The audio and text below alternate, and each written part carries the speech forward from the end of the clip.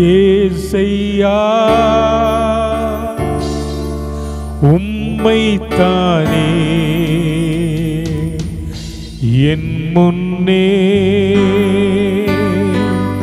நிறுத்தியுள்ளேன். ஏசையா உம்மைத்தானே என் முன்னே நிறுத்தியுள்ளேன். உம்மோடு இருப்பது ஜெபத்தோடு பாடுவோமா? என் உள்ளத்தின் வாஞ்சை உம் சித்தம் செய்வதுதான், இதயத்தின் ஏக்கமையா.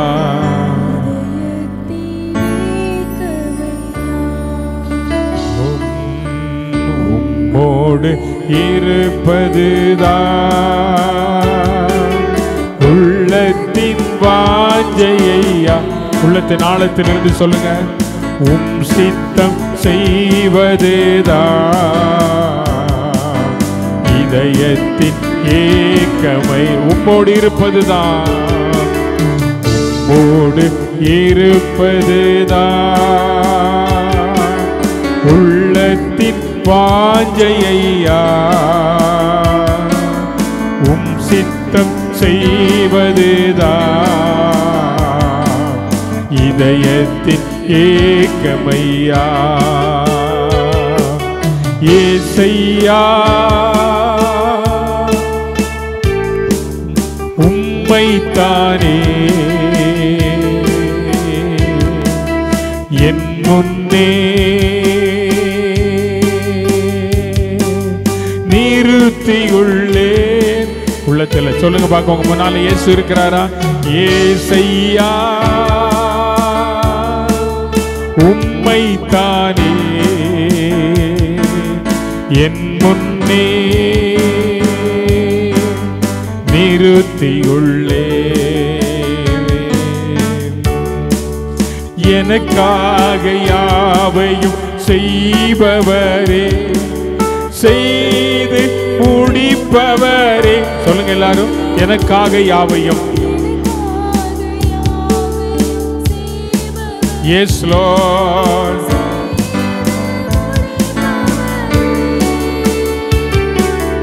என் பாரங்கள் என் சுமைகள், என் பாரங்கள் என் சுமைகள் உம் பாதத்தில் இறக்கி வைத்தே. உம் பாதத்தில் இறக்கி வைத்தே. ஏசையா. சத்தமா சொல்லுங்க, எல்லாரும் சேர்ந்து சொல்லுங்க. என் முன்னே நிறுத்தி உள்ளே, என் முன்னே நிறுத்தியுள்ளே. ஏசையா ஏசையா உம்மைத்தானே என் முன்னே நிறுத்தியுள்ளே. இந்த காலையில் அப்படியே ஜெபநிலையில் ஆண்டவர்கிட்ட சொல்லுவோம். ஆண்டவரே, எனக்காக யாவையும் செய்கிறவர். என் வாழ்க்கையில் ஆண்டவரே, கடந்த 25 நாட்கள் என் குடும்பத்தில், என் இல்லத்தில் சமாதானத்தையும் சுகத்தையும் தந்து ஆண்டவரே எனக்காக யாவையும் செய்து முடித்த என் தேவனுடைய சமூகத்தில் இந்த காலவேளையில் கூடி வர நீர் எனக்கு தந்த கிருபைக்காக உமக்கு நன்றி என்று சொல்லுங்க பார்க்கலாம். நன்றி ஏசையா, நன்றி ராஜா, நன்றி ராஜாவே. நன்றியோடு துதிக்கிறோம் துதிக்கிறோம். இந்த ஆராதனை ஆண்டவரே உம்முடைய கரத்தில் ஒப்பு கொடுக்கிறோம். நீர் மகிமைப்படுவீராக. ஹல்லேலூயா ஹல்லேலூயா. மகா பரிசுத்தமும் கிருபையும் இரக்கமும் நிறைந்ததான எங்கள் அன்பின் பரலோக பிதாவே, இது நல்ல கால வேளைக்காக நாங்கள் உம்மை நன்றியோடு துதிக்கிறோம். இது 2025 ஆண்டினுடைய இந்த முதல் மாதத்தின் இந்த கடைசி ஞாயிற்றுக்கிழமையில் கர்த்தருடைய பாதத்தில் நம்முடைய பிள்ளைகளாக இருக்கிற அடியால் கடந்து வர கர்த்தர்களுக்கு தந்த எல்லா நன்மைகளுக்காய் கிருபைகளுக்காய் எங்களுடைய உள்ளத்தின் ஆழத்திலிருந்து நாங்கள் உம்மை நன்றியோடு துதிக்கிறோம். இந்த நாளின் ஆராதனை ஆசீர்வதித்தாரும் தூரத்திலும் சமீபத்திலிருந்து வருவதுதான் எல்லா கர்த்தருடைய பிள்ளைகளையும் ஆண்டவரே நீர் ஏற்ற வேளையிலே கொண்டு வாரும். நல்ல பாடல்கள் நல்ல ஆராதனைகளை கர்த்தர் தருவீராக. கர்த்தருடைய நாமத்தை உயர்த்த கர்த்தர் பலன் தாரும். தேவனுடைய வார்த்தையை கொடுக்க எங்கள் மத்தியில் இந்த நாளில் அழைக்கப்பட்டிருக்கிற தேவதாசருக்காக நாங்கள் ஜெபம் பண்ணுகிறோம். கர்த்தாவே நீர் அவரை கொண்டு பெரிய காரியங்களை செய்யும். உடைய திருநாமம் மையப்படும்படி கர்த்தர் எங்களுக்கு உதவி செய்யுங்க. இயேசுவின் நாமத்தில் ஜெபிக்கிறோம் பிதாவே, ஆமென்.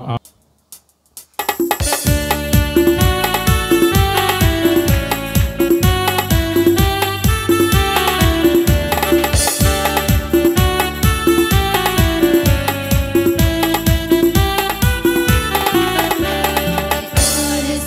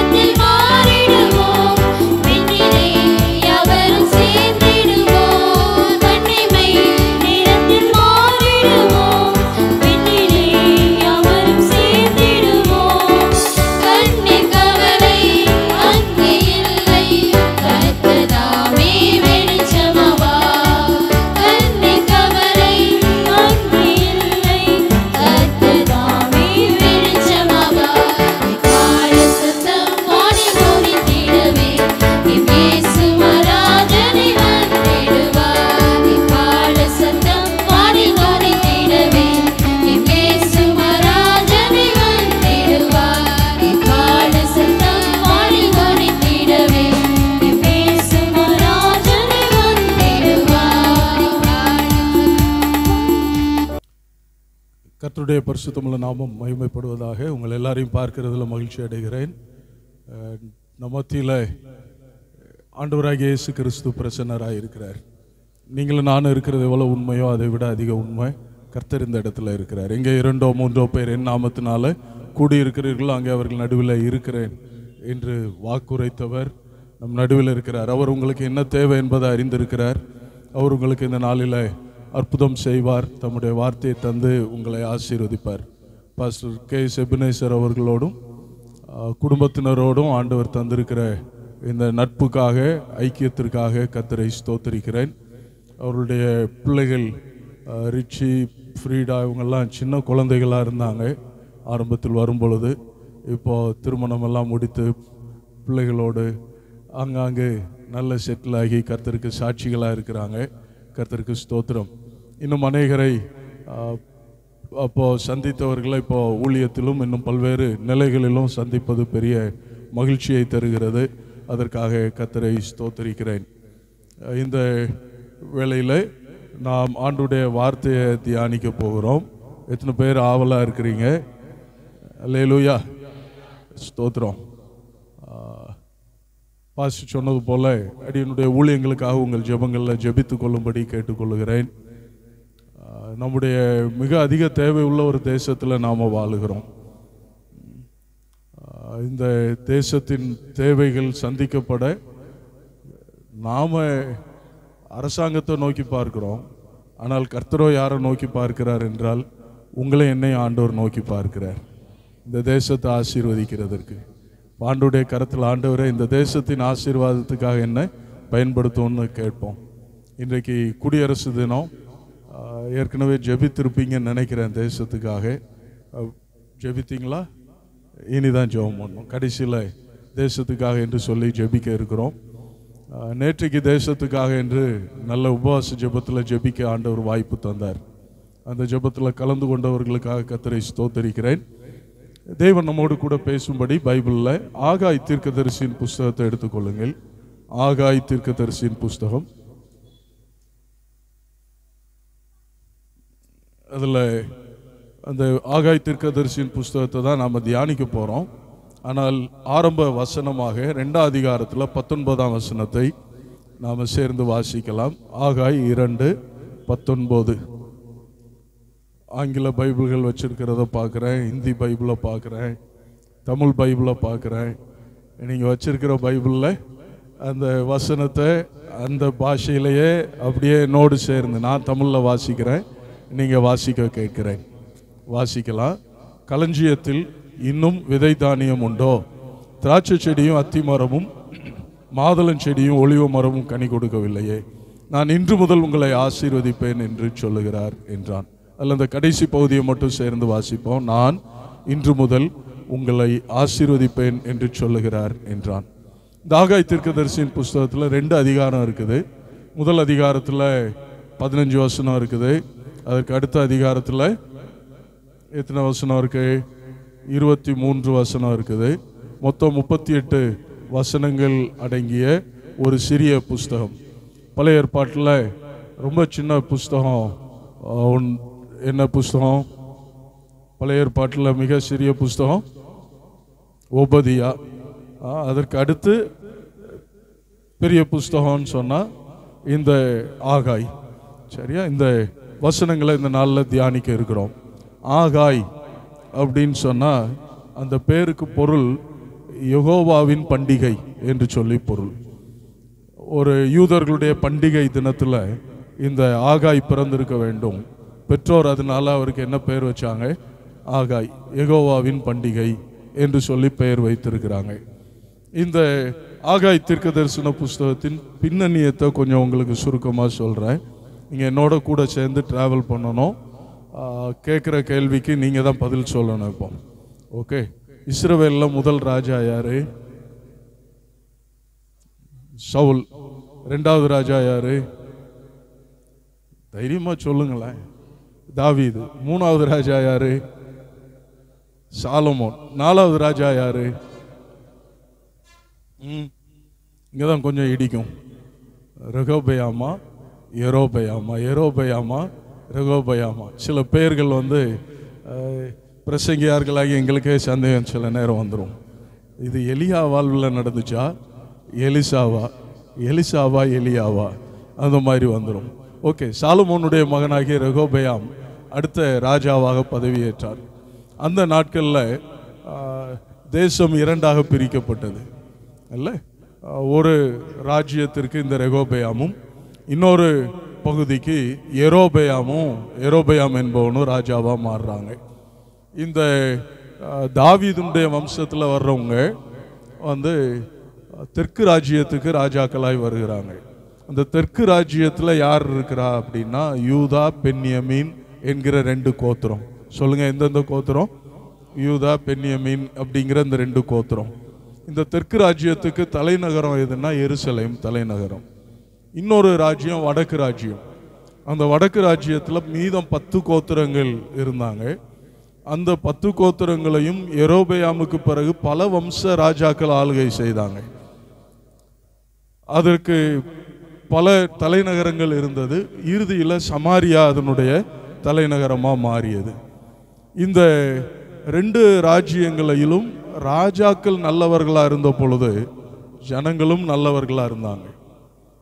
ராஜாக்கள் கெட்டவர்களாக இருந்த பொழுது ஜனங்களும் கெட்ட வழியில் நடந்தாங்க. ஆகையினால எப்போதும் தலைமைத்துவம் ரொம்ப ரொம்ப முக்கியமானது. குடும்பத்திலையும் அப்படித்தான். குடும்பத்துக்கு யாரை தலைவனாக கர்த்தர் வச்சிருக்கிறார்? ஆண்களை தான் தலைவனாக, புருஷனை தான் தலைவனாக வச்சிருக்கிறார். நீங்கள் நல்லவங்களாக இருந்தால் உங்கள் குடும்பம் நல்ல வழியில் செல்லும். நீங்கள் நல்லவங்களாக இல்லைன்னு சொன்னால் உங்கள் குடும்பமும் நல்ல வழியில் செல்ல எதிர்பார்க்க முடியாது. அப்போது தலைமைத்துவம் முக்கியம். தேசத்தில் அப்படித்தான், சபையில் அப்படித்தான். நல்ல தலைமைத்துவம் இருந்தால் அந்த சபை நல்ல நிலைமையில் வழி நடத்தப்படும். நல்ல தலைமைத்துவம் இல்லைன்னு சொன்னால் சபையும் அது வழி விலகி போகக்கூடியதாக இருக்கும். இப்போ லீடர்ஷிப் வந்து ரொம்ப ரொம்ப இம்பார்ட்டண்ட். உங்களை கர்த்தர் எந்த ஸ்தானத்தில் வச்சிருக்கிறாரோ அந்த ஸ்தானத்தில் நல்ல தலைவர்களாக இருந்து செயல்பட உங்களை அர்ப்பணியுங்கள். சரியா? அப்போது ஆண்டவர் வந்து அந்த வடக்கு ராஜ்யம் வந்து ரொம்பவே மோசமான ராஜாக்கள்னால தவறாய் வழி நடத்தப்பட்டு தேவனை விட்டு தூரமாக விலகி போனாங்க.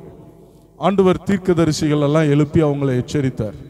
எலியா, எலிசா போன்ற தீர்க்கதரிசிகள், வல்லமையான தீர்க்கதரிசிகள் எல்லாம் தெற்கு ராஜ்யத்துக்கு அல்ல வடக்கு ராஜ்யத்துக்கு தான் தீர்க்கதரிசிகளாக இருந்து தீர்க்க தரிசனம் சொன்னாங்க. சில ராஜாக்கள் தீர்க்கதரிசிகளுடைய வார்த்தையை கேட்டு அதன்படி தங்களை மாற்றிக்கொண்டு தேசத்துக்கு ஆசீர்வாதமாக மாறினாங்க. சில ராஜாக்கள் அந்த தீர்க்கதரிசிகளே கொலை செஞ்சாங்க. நீ எனக்கு எதிராக பேசுகிற அப்படின்னு சொல்லிட்டு தீர்க்கதரிசிகளே கொலை செஞ்சாங்க. இன்றைக்கும் அப்படி இருக்குதா இல்லையா? சபைகளில் எடுத்துக்கொண்டால் ஏன்னா கர்த்தருடைய வார்த்தையை தீர்க்கமாக பிரசங்கிக்கிற ஊழியக்காரனுக்கு எதிராக எழும்புகிற ஜனங்களை கொண்ட சபைகள் இருக்கிறது. இந்த சபை அப்படிப்பட்ட சபை இல்லை. அதற்காக கர்த்தரை ஸ்தோத்தரிக்கிறேன். அல்லேலூயா, ஸ்தோத்திரம். கர்த்தருடைய வார்த்தையை சந்தோஷமாக ஏற்றுக்கொள்ளுகிறவர்களாக நீங்கள் இருக்கிறீங்க. கர்த்தர் உங்களை ஆசீர்வதிப்பாராக. அப்போது ஆண்டவர் வந்து அந்த வடக்கு ராஜ்யத்தை கிமு 722 வருஷத்தில் அவர்கள் எவ்வளவு சொல்லியும் திருந்தாத போது அசீரியாங்கிற சாம்ராஜ்யத்தின் இடத்துல ஆண்டவர் ஒப்பு கொடுத்தார். அசீரியர்கள் அவர்களை சிறைப்படுத்தி அடிமைகளாக்கி அவர்கள் அசீரிய சாம்ராஜ்யம் எங்கும் சிதறடிக்கப்பட்டாங்க. சிதறடிக்கப்பட்டவர்கள் திரும்ப தங்களுடைய நாட்டுக்கு திரும்பவே இல்லை. இவங்க சிதறடிக்கப்பட்ட இடத்துலையும் கர்த்தரிடத்துல திரும்பாம இவர்கள் அங்கு வாழ்கிற பல ஜாதி ஜனங்களோடு கலந்து சம்பந்தம் பண்ணி அந்த விக்கிரகங்களை வழிபட்டு அவர்கள் தங்களுடைய ஐடென்டிட்டியையே, தங்களுடைய அடையாளத்தையே இழந்து ஒரு புதிய ஜாதியாக உருவாயிட்டாங்க. புதிய ஏற்பாட்டில் அவர்களை தான் சமாரியர்கள் என்று பார்க்கிறோம். ஒரு கலப்பு இனமாக மாறிட்டாங்க. இந்த வடக்கு ராஜ்யத்துக்கு நேரிட்டதை பார்த்து தெற்கு ராஜ்யம் உணர்வடையும் அப்படின்னு கர்த்தர் நினைச்சார். சில நேரம் சிலரை தண்டிக்கிறது அவங்க தப்புக்காக மட்டும் இல்லை, அவங்கள பார்த்து நாம் உணர்வடையணுங்கிறதுக்காகவும் ஆண்டவர் சிலரை நம்முடைய கண்காண என்ன செய்கிறார்? தண்டிக்கிறார். அவங்க செஞ்ச தப்புக்காகவும் தண்டிக்கப்படுறாங்க. அடுத்து நாம் பார்த்து திருந்தணும், உணர்வடையணுங்கிறதுக்காகவும் கர்த்தர் செய்கிறார். ஆகவே நம்ம இருதயத்தை கல்லாக்கிட்டு ஆமாம் அவன் அப்படி செஞ்சான்ல, அவனுக்கு அதனால கடவுள் தண்டனை அப்படின்னு சொல்லிட்டு நின்றாதீங்க. மாறாக, நான் இதில் என்ன கற்றுக்கொள்ளணும், நான் இதில் என்ன திருந்தணும், என் லைஃப்பும் அப்படியே இருந்தா அப்படியே என் வாழ்க்கையும் கெட்டு போகும்னு உணர்ந்து திருந்துகிறவன் மனுஷன். கையை உயர்த்தி அல்லேலூயா சொல்லலாமா? அப்போ அவர்கள் திருந்துவாங்கன்னு நினைச்சார் ஆண்டவர். ஆனால் யூதா என்கிற சகோதரி திருந்தலை. அவள் முன்னிலும் கேடாய் நடந்தாள். ஆண்டவர் எச்சரித்து பார்த்தார். அவர்கள் இன்னும் ஆண்டவரை விட்டு விலகின போது கர்த்தர் அவர்களை பாபிலோன் ராஜாவின் கையில் ஆண்டவர் ஒப்பு கொடுத்தார். நேபுகாத்நேச்சார் படையெடுத்து வந்து இவர்களை சிறைப்பிடித்து கொண்டு போய் அடிமையாக்கி பாபிலோன் சாம்ராஜ்யம் எங்கும் சிதறடித்தான். மட்டுமல்ல, எருசலேமில் இருந்த சாலமோன் கட்டின தேவாலயத்தையும் ஒரு கல் மேலே ஒரு கல் இல்லாதபடி உடைச்சு உள்ள இருக்கிற தங்கம் வெள்ளி எல்லாத்தையும் உருக்கி எடுத்து அந்த பரிசுத்தப்படுத்தி வைக்கப்பட்டிருந்த பாத்திரங்கள் எல்லா தட்டுமுட்டு ஜாமான்கள் அனைத்தையும் அவன் பாபிலோனுக்கு கொண்டு போயிட்டான். அப்படி யூதா மிகவும் சிறுமைப்படுத்தப்பட்டார். ஆனால் அந்த வடக்கு ராஜ்யத்திற்கும் தெற்கு ராஜ்யத்துக்கும் ஒரு வித்தியாசம் என்னன்னு சொன்னால், இவர்கள் சிறை பிடிக்கப்பட்டு போன இடத்துல கர்த்தரை தேடினாங்க, கர்த்தரிடத்துல திரும்பினாங்க. இன்றைக்கும் சிலர் அப்படி இருக்கிறாங்க. சிலர் எவ்வளவுதான் தண்டனை அடி வாங்கினாலும் திருந்தாத ஒரு கூட்டம் இருக்கும், அந்த வடக்கு ராஜ்யத்தை போல. இன்னொரு கூட்டம் எப்படி தெரியுமா? அவங்க வாழ்க்கையில் ஒரு உபத்திரம் துன்பம் வரும்போது என்ன செய்வாங்க? திருந்துவாங்க, தேவனை தேட ஆரம்பிப்பாங்க. இந்த தெற்கு ராஜ்யம் அப்படித்தான். அவர்கள் சிறை பிடிக்கப்பட்டு போன இடத்துல பாபிலோன்ல இருந்து எருசலேமை நினைத்து கதறுகிறாங்க. எருசலேமே, உன்னை மறந்தால் என் வலது கை தன் தொழிலை மறப்பதாக அப்படின்னு சொல்லி புலம்பல் பாடுறாங்க. ஆண்டவரே, திரும்ப எங்களை அங்கே கொண்டு போவோம்னு ஆண்டவரை நோக்கி முறையிடுகிறாங்க. அது மட்டுமல்லாமல் அவர்கள் பாபிலோனில் ஜெப ஆலயங்களை உண்டாக்குனாங்க. புதிய ஏற்பாட்டில் ஜெப ஆலயங்கள் பார்க்கிறோம் இல்லையா? இயேசு கிறிஸ்து ஜெப ஆலயங்களில் போய் பிரசங்கித்தார்.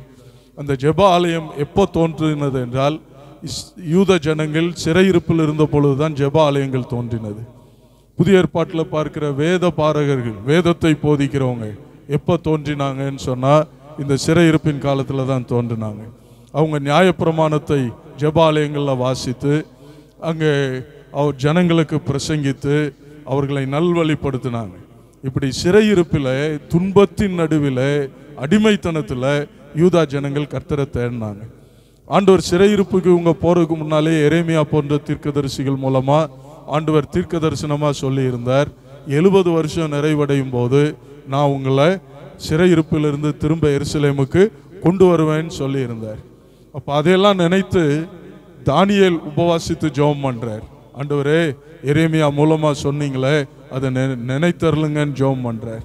சிறையிருப்பில் அந்த யூத ஜனங்கள் தேவனை நோக்கி ஜெபம் பண்ணாங்க. கர்த்தர் அந்த ஜெபங்களை கேட்டு அவருடைய வார்த்தையை நினைவு கூர்ந்து 586 சிறை பிடிக்கப்பட்டு போனவர்கள் 536 முதல்ல ஒரு அணி திரும்பி வருகிறாங்க. சொல்ற கவனிக்கிறீங்களா? அந்த பின்னணி தெரிந்தால் இந்த வசனங்களை புரிந்து கொள்ளுகிறதுக்கு உதவியா இருக்கும். அதான் உங்களோட சொல்லிட்டு இருக்கிறேன். திரும்பி வருகிறாங்க. திரும்பி வந்தவங்க முதல்ல செய்தது என்ன செய்தாங்கன்னா, இஸ்ரா போன்றோர் தலைமையில் திரும்பி வர்றாங்க. தேவாலயத்தை கட்டுறாங்க. கோரேஸ் மன்னன் நாட்களில் திரும்பி வருகிறாங்க. தேவாலயத்தை கட்ட ஆரம்பிக்கிறாங்க. இஸ்ரா புஸ்தகத்தில் தேவாலயத்துக்கு அஸ்திபாரம் போடப்பட்டதை வாசிக்கிறோம். பெரிய சந்தோஷம் அவங்களுக்குள்ள உண்டாச்சு. மறுபடியும் ஆண்டவர் எங்களை கொண்டு வந்தார், இடிஞ்சு போன அந்த ஆலயத்தை கட்டுறோம்னு சொல்லிட்டு மிகவும் களி கூர்ந்தார்கள். ஆனால் அந்த சந்தோஷம் ரொம்ப நாள் நீடிக்கலை. அங்கு அந்த பாபிலோனிய மன்னன் அந்த பகுதியில் குடியேற்றி இருந்த மக்கள் அந்த தலைவர்கள் ராஜாவுக்கு கடிதம் எழுதுறாங்க. இந்த வேலையை தடுத்து நிறுத்தணும், இவங்க கலகம் பண்ணுறவங்க, ராஜாவுக்கு வரி செலுத்த மாட்டாங்க, இப்போ தேவாலயம் கட்டுறாங்க, இவங்களில் பெரிய ராஜாக்கள்லாம் இருந்திருக்கிறாங்க, அந்த வேலையை நிறுத்தணும்னு சொல்லி கடிதம் எழுதின உடனே அந்த ராஜா என்ன செய்திடுறார்? Stay order போட்டுறார். என்கிட்ட இருந்து மறு உத்தரவு வருகிற வரைக்கும் ஆலய கட்டுமான பணியை என்ன செய்யுங்க, நிறுத்துங்க அப்படின்னு சொல்லிட்டு இவர் ஸ்டே உத்தரவு போட்டுறார். உடனே இவங்க வேலை நிறுத்தப்படுது. இவங்க என்ன செய்ய ஆரம்பித்தாங்க? சரி, அடுத்த உத்தரவு வரும்போது ஆலயத்தை கட்டுவோன்னு சொல்லிட்டு அவரவர் தங்கள் வீடுகளை கட்ட ஆரம்பித்தாங்க. தோட்டம் துறவுகள், திராட்சை தோட்டம், ஒலிவத்தோப்பு இப்படி எல்லாம் தோட்டங்கள் துறவுகள் எல்லாம் வைக்க ஆரம்பித்தாங்க. இன்னும் உத்தரவு வரல. வீட்டுக்கு மேலே மச்சு வீடு கட்டினாங்க, இன்னும் இடம் வாங்கினாங்க, தங்களுடைய வசதி வாய்ப்புகளை பெருக்கி கொள்ள ஆரம்பித்தாங்க. இப்படியே ஒரு 14 வருஷம் தாண்டிச்சுங்க. ஏறக்குறைய 520 இந்த ஆகாய் தீர்க்கதரிசி, இவருக்கு 70 வயதுக்கு மேலே, அவருக்கு கூட ஒரு ஜூனியர் ப்ராஃபட் சகரியா, இவங்கெல்லாம் அடுத்த ஒரு அணி 520 வர்றாங்க. வந்த பொழுது அவர்கள் மூலமாக கர்த்தர் ஜனங்களோடு பேசின வார்த்தை தான் இந்த ஆகாய் தீர்க்க தரிசன புஸ்தகத்தில் வாசிக்கிறோம். கையை உயர்த்தி அல்லேலூயா சொல்லலாமா? ஹல்லேலூயா. 4 முறை கர்த்தர் பேசினார். அந்த 4 செய்திகள் அந்த ஆகாய் தீர்க்கதரிசியின் புஸ்தகத்தில் இடம்பெற்றிருக்கிறது. ஆண்டவர் அவங்களுக்கு தானே பேசினார் அப்படின்னு நம்ம நினைக்கலாம். ஆனால் இன்றைக்கு அதன் மூலமாக நம்மோடும் பேச வேண்டி இருக்கிறபடினால தான் ஆண்டவர் அதை வேதாகமத்தில் இடம்பெற வைத்திருக்கிறார். கையை உயர்த்தி அல்லேலூயா சொல்லலாமா? அதனால் ஒவ்வொருவரும் கண்களை மூடி கைகளை நெஞ்சில் வச்சு, ஆண்டவரே, அன்றைக்கு அந்த ஆகாய் மூலமாக இஸ்ரவேல் ஜனங்களோட பேசின இது போல இன்றைக்கு இந்த வார்த்தையின் மூலம் எங்களோட பேசும் என்ற ஒரு சிறிய ஜெபத்தை எல்லாரும் ஏறிடுங்க. அன்பின் ஆண்டவரே, இன்றைக்கு ஆகாய் மூலமாக அந்த யூத மக்களோட பேசின தேவன் இன்றைக்கு இந்த இடத்துல இருக்கிற எங்கள் ஒவ்வொருவரோடும் பேசும்படி ஜெபிக்கிறோம். உங்களுடைய வார்த்தை வெளிப்படட்டும் ஆண்டவரே. உங்களுடைய வார்த்தை உங்களுடைய ஜனத்தை ஆசீர்வதிக்கட்டும். உங்களுடைய வார்த்தை உங்களுடைய பிள்ளைகளை திருப்தி ஆக்கட்டும். இன்றைக்கு அவர்களுடைய தேவைகளை உங்களுடைய வார்த்தை சந்திக்கட்டும். இயேசுவின் நாமத்தில் நல்ல பிதாவே, ஆமென். இப்போ அதில் 1 அதிகாரம் 1 வசனத்தில் வாசிக்கலாம்.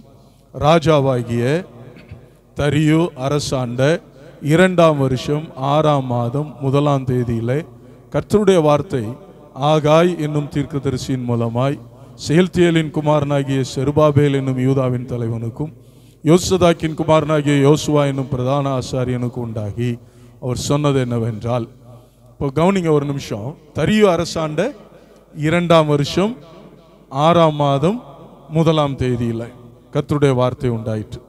ஆண்டவர் சொன்ன செய்தி என்ன? 2ஆம் வசனம் தொடங்கி வாசிக்கலாம். இந்த ஜனங்கள் கர்த்தருடைய ஆலயத்தை கட்டுகிறதற்கு ஏற்ற காலம் இன்னும் வரவில்லை என்கிறார்கள் என்று சேனைகளின் கர்த்தர் சொல்லுகிறார். ஆனாலும் ஆகாய் என்னும் தீர்க்கதரிசியின் மூலமாய் கர்த்தருடைய வார்த்தை உண்டாகி அவர் சொல்லுகிறார், இந்த வீடு பாலாய் கிடக்கும் போது நீங்கள் மச்சு பாவப்பட்ட உங்கள் வீடுகளில் குடியிருக்கும்படியான காலம் இதுவோ. இப்போதும் உங்க சத்தம் கேணுமே, சேர்ந்து வாசிங்க.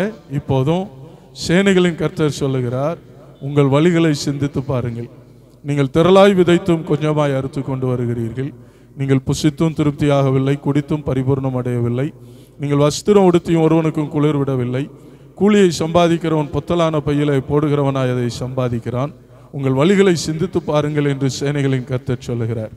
நீங்கள் மலையின் மேல் ஏறி போய் மரங்களை வெட்டி கொண்டு வந்து ஆலயத்தை கட்டுங்கள், அதன் பேரில் நான் பிரியமாயிருப்பேன், அதனால் என் மகிமை விளங்கும் என்று கர்த்தர் சொல்லுகிறார். இப்போ தொடர்ந்து ஆண்டவர் பேசுகிறார். நம்ம நேரத்தை கருதி நான் முடிக்கிறேன்.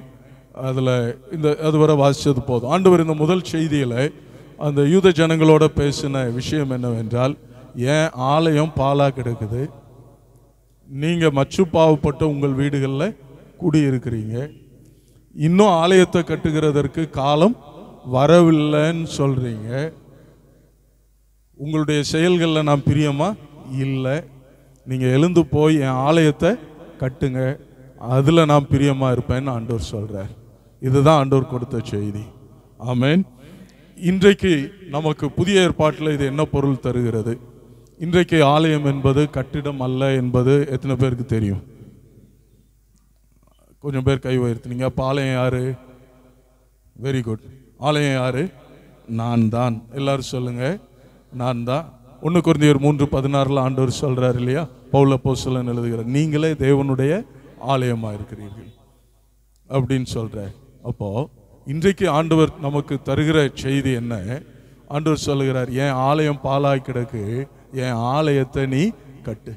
அது இன்னொரு வார்த்தையில் சொன்னால், நீங்கள் உங்கள் வாழ்க்கையில் உலக பிரகாரமான காரியங்கள் மேலே கவனம் செலுத்திட்டு என் ஆலயத்தை உங்கள் ஆவிக்குரிய வாழ்க்கையில் நீங்கள் கவனம் செலுத்தாமல் உங்கள் ஆவிக்குரிய வாழ்க்கையை பாலாக போட்டிருக்கிறீங்க. உங்கள் ஆவிக்குரிய மனுஷனை கட்டி எழுப்புங்க. கையை உயர்த்தி ஆமென் சொல்லலாமா? ஹல்லேலூயா. இன்றைக்கி பாருங்கள், யார்கிட்ட ஜெப குறிப்பு ஜெபம் கேட்டாலும் என் பிள்ளை நல்லா இருக்கணும் ஜெபம் பண்ணுங்க, எனக்கு நல்ல படிப்பு வேணும் ஜெபம் பண்ணுங்க, எனக்கு வேலை கிடைக்கணும் ஜெபம் பண்ணுங்க, நான் வீடு கட்டணும் ஜெபம் பண்ணுங்க, கடனை அடைக்கணும் ஜெபம் பண்ணுங்க. இப்படி எல்லாமே உலக பிரகாரமான காரியங்களை சுற்றி தான் இருக்கிறது. ஆண்டவர் சொல்றார், நீங்க எவ்வளவு தான் கோடி கோடியா சேர்த்தாலும் நீங்க திருப்தி அடைய போறது இல்லை. சம்பாதிக்கிறவன் அதை பொத்தலான பையில போடுற மாதிரி சம்பாதிக்கிறான். ஸ்தோத்திரம். பெரிய கோடீஸ்வரன்னு நம்ம சிலரை நினைச்சிட்டு இருக்கிறோம்.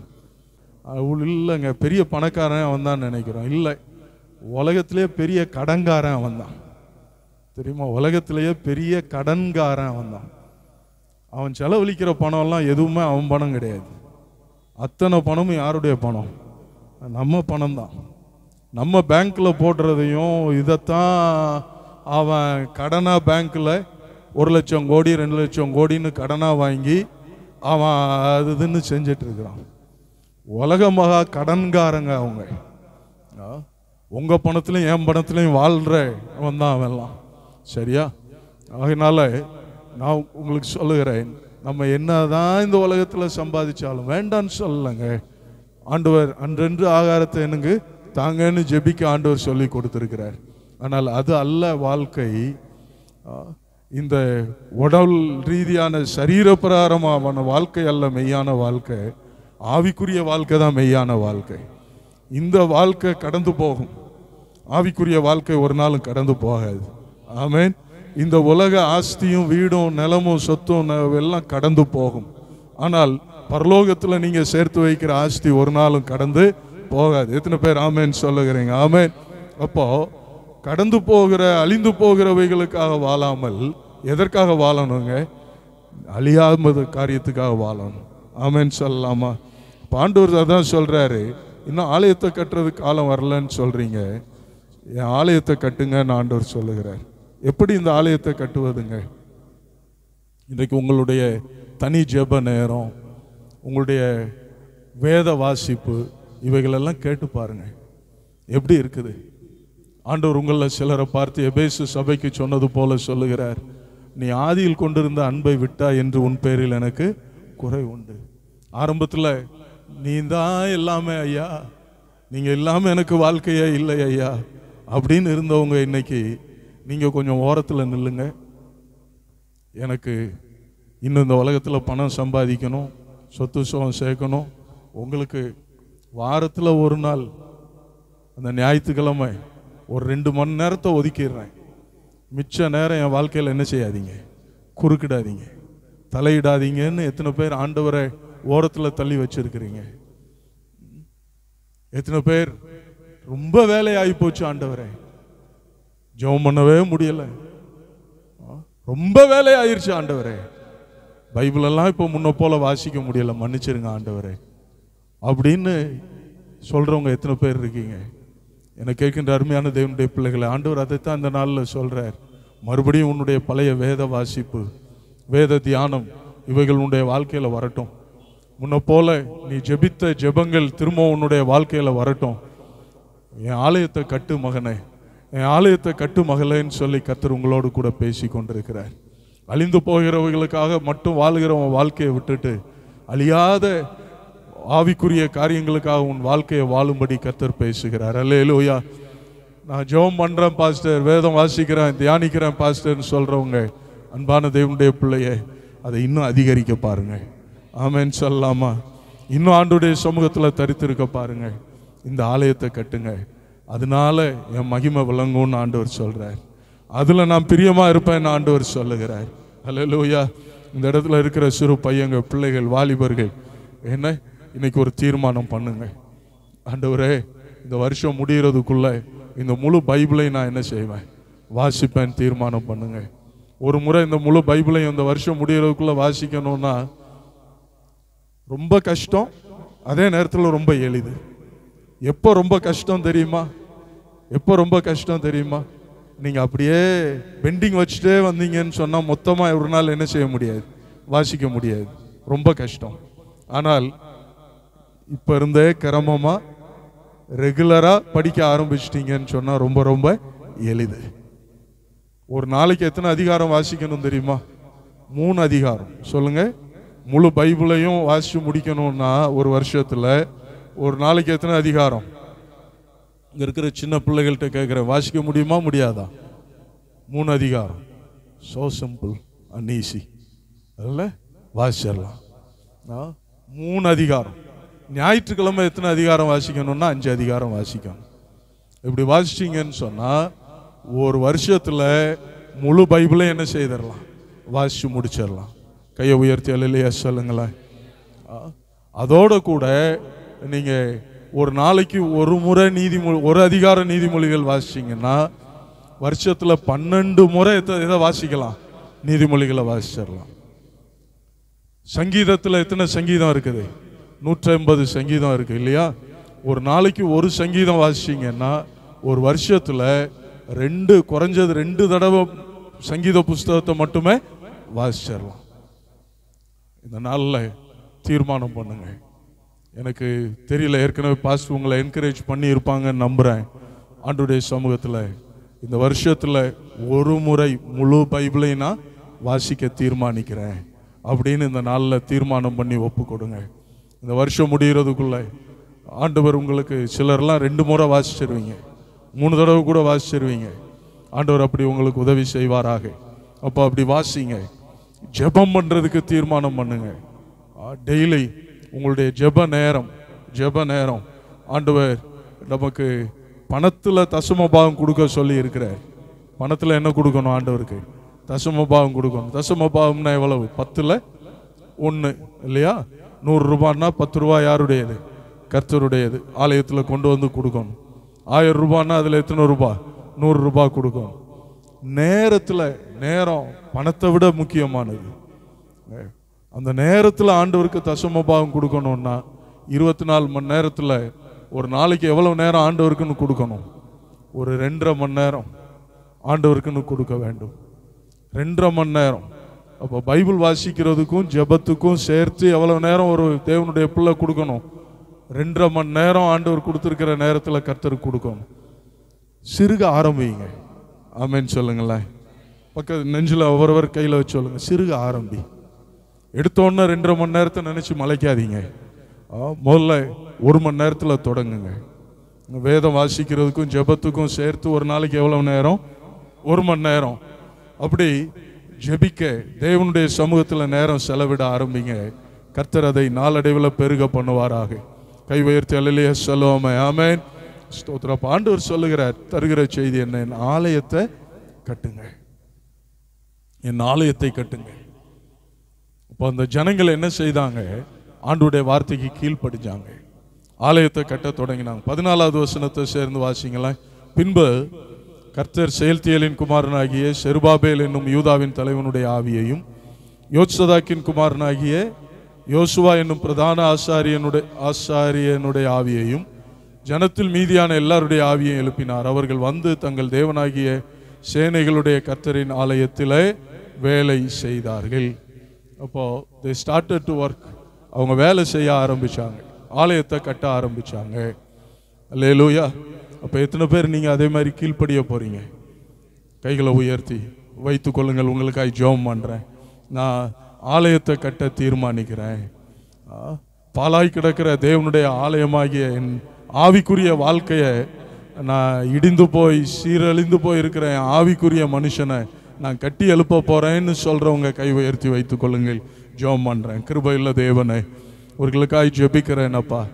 ஆண்டவரே, பாலாய் சீரழிந்து இருக்கிற ஆண்டவரே, அவர்களுடைய ஆவிக்குரிய வாழ்க்கை கட்டி எழுப்பப்பட இந்த நாளில் கை உயர்த்தி அர்ப்பணிக்கிறாங்க. பரிசுத்த ஆவியானவரே, நீர் அவர்களுக்கு உதவி செய்யும், அதை கட்டி எழுப்புவதற்கு உதவி செய்தார்களும் ஆண்டவரே. அப்போ உம்மோடு செலவிடுகிற நேரம் அதிகரிக்கட்டும், வேத வாசிப்பும் தியானமும் அதிகரிக்கட்டும் ஆண்டவரே. உங்களை பக்தி செய்கிற நேரம் அதிகரிக்கட்டும் ஆண்டவரே. உங்கள் நாம இவர்களில் மகிமைப்படுவதாக இயேசுவின் நாமத்தில் நல்ல பிதாவே, ஆமென். இப்போ ஆண்டவர் 2வது முறை பேசுகிறார். 2ஆம் அதிகாரம் 1வது வசனத்திலிருந்து வாசிக்கலாம். சேர்ந்து வாசிங்க. 7ஆம் மாதம் 21ஆம் தேதியிலே ஆகாய் என்னும் தீர்க்கதரிசியின் மூலமாய் கர்த்தருடைய வார்த்தை உண்டாயிற்று. அவர் நீ சேல்தியேலின் குமாரனாகிய செருபாபேல் என்னும் யூதாவின் தலைவனோடும் யோத்சதாக்கின் குமாரனாகிய யோசுவா என்னும் பிரதான ஆசாரியனோடும் ஜனத்தில் மீதியானவர்களோடும் சொல்ல வேண்டியது என்னவென்றால், கவனிங்க, என்ன முதல் செய்திக்கு இந்த செய்திக்கும் இடையில 50 நாள் இடைவெளி. முதல் செய்தி ஆண்டவர் எப்போ பேசினார்? தரிய அரசாண்ட அந்த 1வது வசனம் 1ஆம் அதிகாரத்தில் பாருங்க, 2ஆம் வருஷம் 6ஆம் மாதம் 1 தேதி. இப்போ 2வது முறை ஆண்டவர் எப்போ பேசுகிறார்? 7ஆம் மாதம் 21ஆம் தேதி. அப்போ ஒரு 50 நாள் கழிச்சு மறுபடியும் கர்த்தர் பேசுகிறார். அவசியம் இருந்தால் கர்த்தர் பேசுவார். ஆமென் சொல்லலாமா? அவசியம் இல்லைன்னா கர்த்தர் என்ன செய்ய மாட்டார்?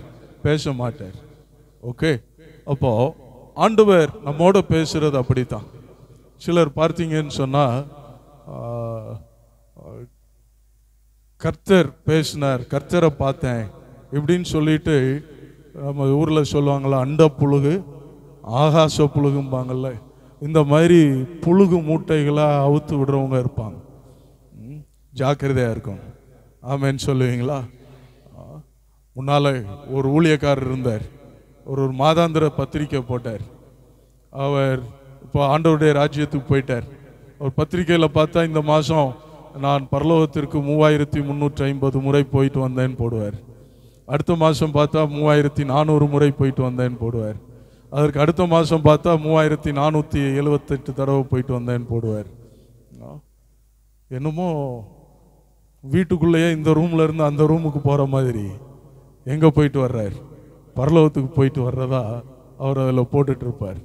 என்னங்க இது?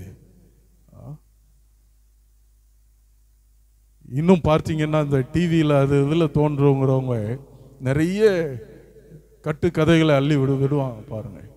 ஏமாந்துருக்கிற ஜனங்களை வஞ்சிக்கிறதற்காக கட்டுக்கதைகளை அள்ளி விடுவாங்க. இதை நான் கேட்டதை சொல்கிறேன், நான் இது வாசித்ததை சொல்கிறேன் பத்திரிக்கையில். இது நான் கேட்டதை சொல்கிறேன். ஒருத்தர் சொல்கிறார், என்ன செய்யன்னு தெரியாமல் உட்காந்துருந்தேன் வீட்டில் சோஃபாவில். அப்போ இயேசுநாதர் என்னை பார்க்க வந்தார். உட்காருங்க ஆண்டவரேன்னு அவருக்கு சோஃபாவில் இடம் கொடுத்தேன். உட்கார்ந்தார். ஒரு 2 மணி நேரம் நாங்கள் பேசிகிட்டே இருந்தோம். இயேசுவும் நானும் உரையாடிட்டே இருந்தோம்.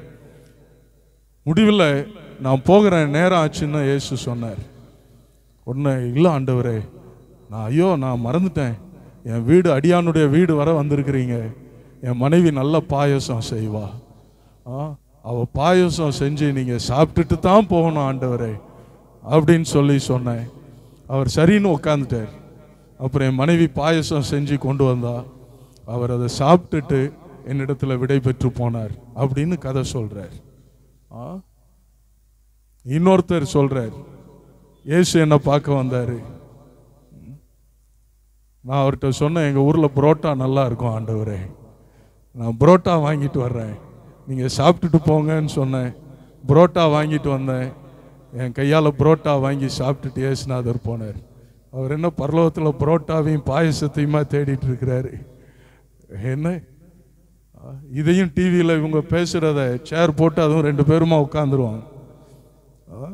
2 பேர் 3 பேராக உட்காந்து இவங்க இப்படியே இந்த பெண்கள் தெருவில் திண்ணையில் உட்காந்துருப்பாங்க பார்த்தீங்களா, ஊர் கதை பேசுறது, ஊர் வம்பு அளக்கிறதுக்கு. அந்த மாதிரி தான் டிவியில் இன்னைக்கு 2 பேர் 3 பேர் இப்படி உட்காந்துட்டு எதையாவது ஒன்று வம்பு அளந்துட்டே இருக்கிறாங்க. இதை பார்க்குற கூட்டம், எப்பா இயேசுநாதர் உங்கள் வீட்டுக்கு எத்தனை தடவை போகிறார், நம்ம பாஸ்டர் வீட்டுக்கு ஒரு தடவை கூட வர மாட்டேங்கிறார். பாரு, இவர் மாதத்துக்கு 10 தடவை பரலோகத்துக்கு போய் வர்றாரு. நம்ம பாஸ்டர் இது வரைக்கும் இத்தனை வருஷத்தில் என்னைக்காவது ஒரு நாள் பரலோகத்துக்கு போயிருக்காரா? இவங்களல்லவா ஊழியக்காரங்கன்னு சொல்லி அவங்க அடுத்து இந்த கதையெல்லாம் அளந்துட்டு கடைசியில் சொல்லுவாங்க, இப்படி ஒரு திட்டம் வச்சுருக்கிறோம்,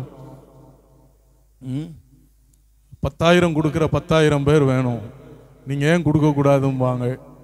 உடனே இவங்க, எப்பா பரலோகத்துக்கு போய் வர்ற மனுஷனுக்கு நம்ம 10,000 கொடுத்தா நமக்கு எவ்வளோ பெரிய ஆசீர்வாதம்னு அடுத்து ஜிபேல உடனே அந்த நம்பரை தட்டி எவ்வளோ அனுப்பிடுவாங்க, 10,000 அனுப்பி விட்டுருவாங்க. பாருங்கள், ஏமாந்த கூட்டம். இந்த இடத்துல யாரும் அப்படி ஏமாளிகள் இல்லைன்னு நம்புகிறேன். ஆமேன்.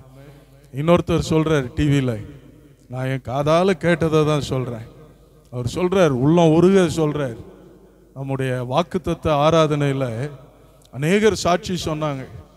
தேவதூதர்கள் மேடையில் அசைவாடினாங்க. யார் அசைவாடினா?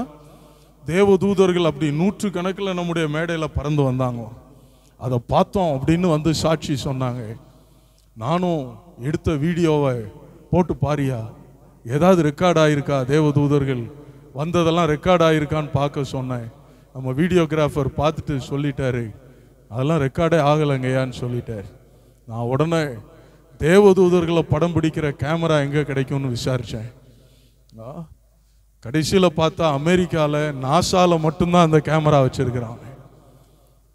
நான் நாசாவுக்கு தொடர்பு கொண்டு பேசினேன். எங்களுக்கு ஒரு 4 கேமரா வேணும். ஒரு கேமரா விலை எவ்வளவுன்னு கேட்டேன். ஒரு கேமரா விலை 4 கோடின்னு இருக்காங்க.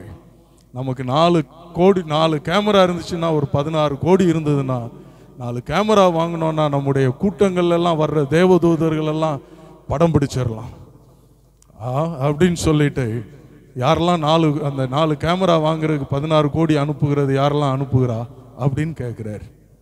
இதுக்கு ஆட்கள் அனுப்பத்தான் செய்கிறாங்க. என்னை கேட்கின்ற அருமையான தேவனுடைய பிள்ளைகளை, கண்ட கட்டுக்கதைகளை நம்பாதீங்க. நல்ல வசனத்தில் சார்ந்து இருக்கிற அசம்பிளிஸ் ஆஃப் காட் சபையில் கர்த்தர் உங்களை விசுவாசியாக வச்சிருக்கிறார். இவ்வளவுதானா? ஆமென். நல்ல உற்சாகமாக சொல்லுங்களேன். அல்லேலூயா, ஸ்தோத்திரம். ஏமாளிகளா இல்லாமல் வசனத்தின் மேலே உங்கள் விசுவாசத்தை கட்டி எழுப்புங்க. அல்லேலூயா. இன்னொன்று சொல்கிறேன், அன்னைக்கு மாதிரி கர்த்தர் இன்றைக்கு பேசணுங்கிற அவசியம் இல்லை. அன்னைக்கு ஆபிரகாம்கிட்ட தோன்றி தோன்றி பேசினார், மோசேட்ட தோன்றி தோன்றி பேசினார். அன்றைக்கு இந்த வேத புத்தகம் இல்லைங்க. அன்றைக்கு அவங்கள்ட்ட எல்லாம் பேசினதும், ஆண்டவர் அவருடைய சித்தத்தை வெளிப்படுத்தினதும், அவருடைய திட்டங்களை சொன்னதும் எல்லாம் இன்றைக்கு முழு வெளிப்பாடாக, முழு வேதாகமமாக நம்முடைய கைகளில் ஆண்டவர் கொடுத்துட்டார். ஆகையினால இன்னைக்கு வந்து அப்படி தரிசனமாகி தோன்றுகிறதும் பேசுகிறதும் வெகு வெகு அபூர்வம். 100% இல்லைன்னு சொல்ல மாட்டேன். ஆண்டவர் பைபிள் இல்லாத அந்த கல்ஃப் தேசங்களில், இஸ்லாமிய தேசங்களில் இஸ்லாமியர்களுக்கு தோன்றுகிறார். கர்த்தர் அவர்களுக்கு காட்சி கொடுக்கிறார். அவங்கெல்லாம் ஆண்டவரை மனம் திரும்பி ஏற்றுக்கொள்ளுகிறாங்க. அவங்களுக்கு பைபிள் இல்லைங்க. ஆனால் இன்றைக்கு நம்முடைய கையில் முழு வெளிப்பாடு, ஆண்டவருடைய திட்டம் என்ன, சித்தம் என்ன, அவருடைய போதனை என்ன, எல்லாத்தையும் உள்ளடக்கிய அவருடைய வார்த்தையை, முழு வார்த்தையை ஆண்டவர் தந்துட்டார். இன்னைக்கு அதனால வந்து ஆண்டவர் பேச வேண்டிய அவசியம் இல்லை. சிலர் சொல்லுவாங்க, ஆண்டவர் என் கூட பேசட்டும், அப்போ ஞான ஸ்நானம் எடுப்பேன்பாங்க. ஆண்டவர் ஏற்கனவே எங்கே பேசிட்டார். நீங்கள் ஞான ஸ்நானம் எடுக்கணும், மனம் திரும்பினவா ஞான ஸ்நானம் எடுக்கணும் அப்படின்னு ஆண்டவர் வேதத்தில் பேசிட்டார். இன்னைக்கு வந்து திரும்ப உங்கள்கிட்ட பேச மாட்டார். ஸ்தோத்திரம். சவுலுக்கு பவுலாக்குறதுக்கு அவர் காட்சி கொடுத்த மாதிரி ஆண்டவர் எனக்கு காட்சி கொடுக்கட்டும், நானும் அவரை விசுவாசிக்கிறேன்னு சொல்லுவாங்க. அன்னைக்கு அவர் காட்சி கொடுக்க வேண்டி இருந்தது. இன்னைக்கு அவர் அப்படி காட்சி கொடுக்கணுங்கிற அவசியம் இல்லை. இந்த வேதம் நமக்கு அருளப்பட்டிருக்கிறது. இதன் மூலமா கர்த்தர் நம்மோடு பேசுகிறார். அல்லேலூயா. அதனால தான் அந்த ஐஸ்வர்யவான் ஆண்டவர் சொன்னார் இல்லையா, அந்த ஐஸ்வர்யவான், என்னுடைய சகோதரர்கள் 5 பேர் பூமியில இருக்காங்க, அவங்களும் என்னைய மாதிரியே வாழ்றான். இந்த லாசருவை அனுப்புனீங்கன்னு சொன்னா, செத்தவன்ல ஒருத்தன் உயிரோட போய் தோன்றி அப்பா மோட்சம் நரகம் இருக்குன்னு சொன்னா அவங்க உணர்வடைந்து ரட்சிக்கப்பட்டுருவாங்கன்னு சொல்ல போது கர்த்தர் சொன்ன பதில் என்ன? பூமியில் அவங்களுக்கு மோசையும் தீர்க்கதரிசிகளும் என்ன செய்யறாங்க? இருக்கிறாங்க. அவங்க பிரசங்கிக்கிறத நம்பாதவன் செத்தவன் உயிரோட போனாலும் என்ன செய்ய மாட்டான்? நம்ப மாட்டான். எனக்கு அன்பானவர்களே, ஆண்டவர் இன்றைக்கு எல்லா வெளிப்பாட்டையும் தந்து வேதத்தை கொடுத்து அப்போஸ்தலர், தீர்க்கதரிசிகள், சுவிசேஷகர்கள், மெய்ப்பர்கள், போதகர்கள், ஊழியக்காரர்கள் ஆண்டவர் உயிரோட அனுப்பி நம்மோட பேசுறார். அதற்கு நாம கீழ்ப்படிய வேண்டியது அவசியம். அல்லேலூயா, ஸ்தோத்திரம். இப்போ 50 நாள் கழிச்சு பேசுறார். ஆண்டவர் பேசுறதுக்கு ஒரு நோக்கம் இருக்கணுமா இல்லையா? ஒரு நோக்கம் இருக்கும். சும்மா உட்காந்து பிரியாணி சாப்பிட்றதுக்கும் புரோட்டா சாப்பிட்றதுக்கும் ஆண்டவர் என்ன செய்ய மாட்டார்? வரமாட்டார். ஆண்டவருக்கு ஒரு நோக்கம் இருக்கும். இங்க ஆண்டவர் பேச காரணம் என்ன? 3வது வசனத்திலிருந்து என்னோட சேர்ந்து வாசிங்களேன். 3வது வசனத்திலிருந்து, இந்த ஆலயத்தின் முந்தின மகிமையை கண்டவர்களில் உங்களுக்குள்ளே மீந்திருக்கிறவர்கள் யார்? இப்பொழுது இது உங்களுக்கு எப்படி காண்கிறது? அதற்கு இது, அதாவது முந்தின ஆலயத்திற்கு இது உங்கள் பார்வையில் ஒன்றுமில்லாதது போல் காண்கிறது அல்லவா? ஆனாலும் செருபாபேலே, கவனிங்க, என்ன இந்த ஆலயத்தை கட்டிட்டு இருக்கிறாங்க. ஒரு கூட்டம் இருந்தாங்க, எல்லாம் above 70. இந்த above 70 எல்லாம் வேலை செய்யவும் முடியாது. அடுத்து ஏதாவது நம்ம தமிழில் சொல்லுவாங்க இல்லையா, நொல்ல சொல்லிகிட்டே இருப்பாங்க, குறை சொல்லிகிட்டே இருப்பாங்க. அது சுத்த, இது சொத்த, இது சரியில்லை, அது சரியில்லை, இப்படின்னு சொல்கிற ஒரு கூட்டம். இந்த வாலிபர்களும் எல்லாம் இணைந்து வேகமாக சுறுசுறுப்பாக கல்லை சுமந்து சாந்த கொண்டு வந்து ஆலயத்தை கட்டிகிட்டு இருக்கும் பொழுது இந்த ஆட்கள் வந்து சொல்கிறாங்க, இவங்கெல்லாம் சாலமோன் கட்டின ஆலயத்தை பார்த்தவங்க, இடிக்கப்படுறதுக்கு முன்னால் அந்த ஆலயத்தை பார்த்தவர்கள் வந்து சொல்கிறாங்க, என்னப்பா வேலை செய்கிறீங்க? நாங்கள் பார்த்த அந்த ஆலயம் என்ன மகிமை, என்ன அழகு, என்ன பலம், தங்கம் வெள்ளி இவைகளை உருக்கி ஊற்றி அவ்வளவு அருமையாக சாலமோன் கட்டின ஆலயம். நீங்கள் கட்டுறது ஒரு நாய் ஏறி போச்சுன்னா விழுந்து போகும், பார்க்கவே சகிக்கலை, பலமே இல்லாமல் இருக்குது, இதை கட்டுறது கட்டாமல் இருக்கலாம்.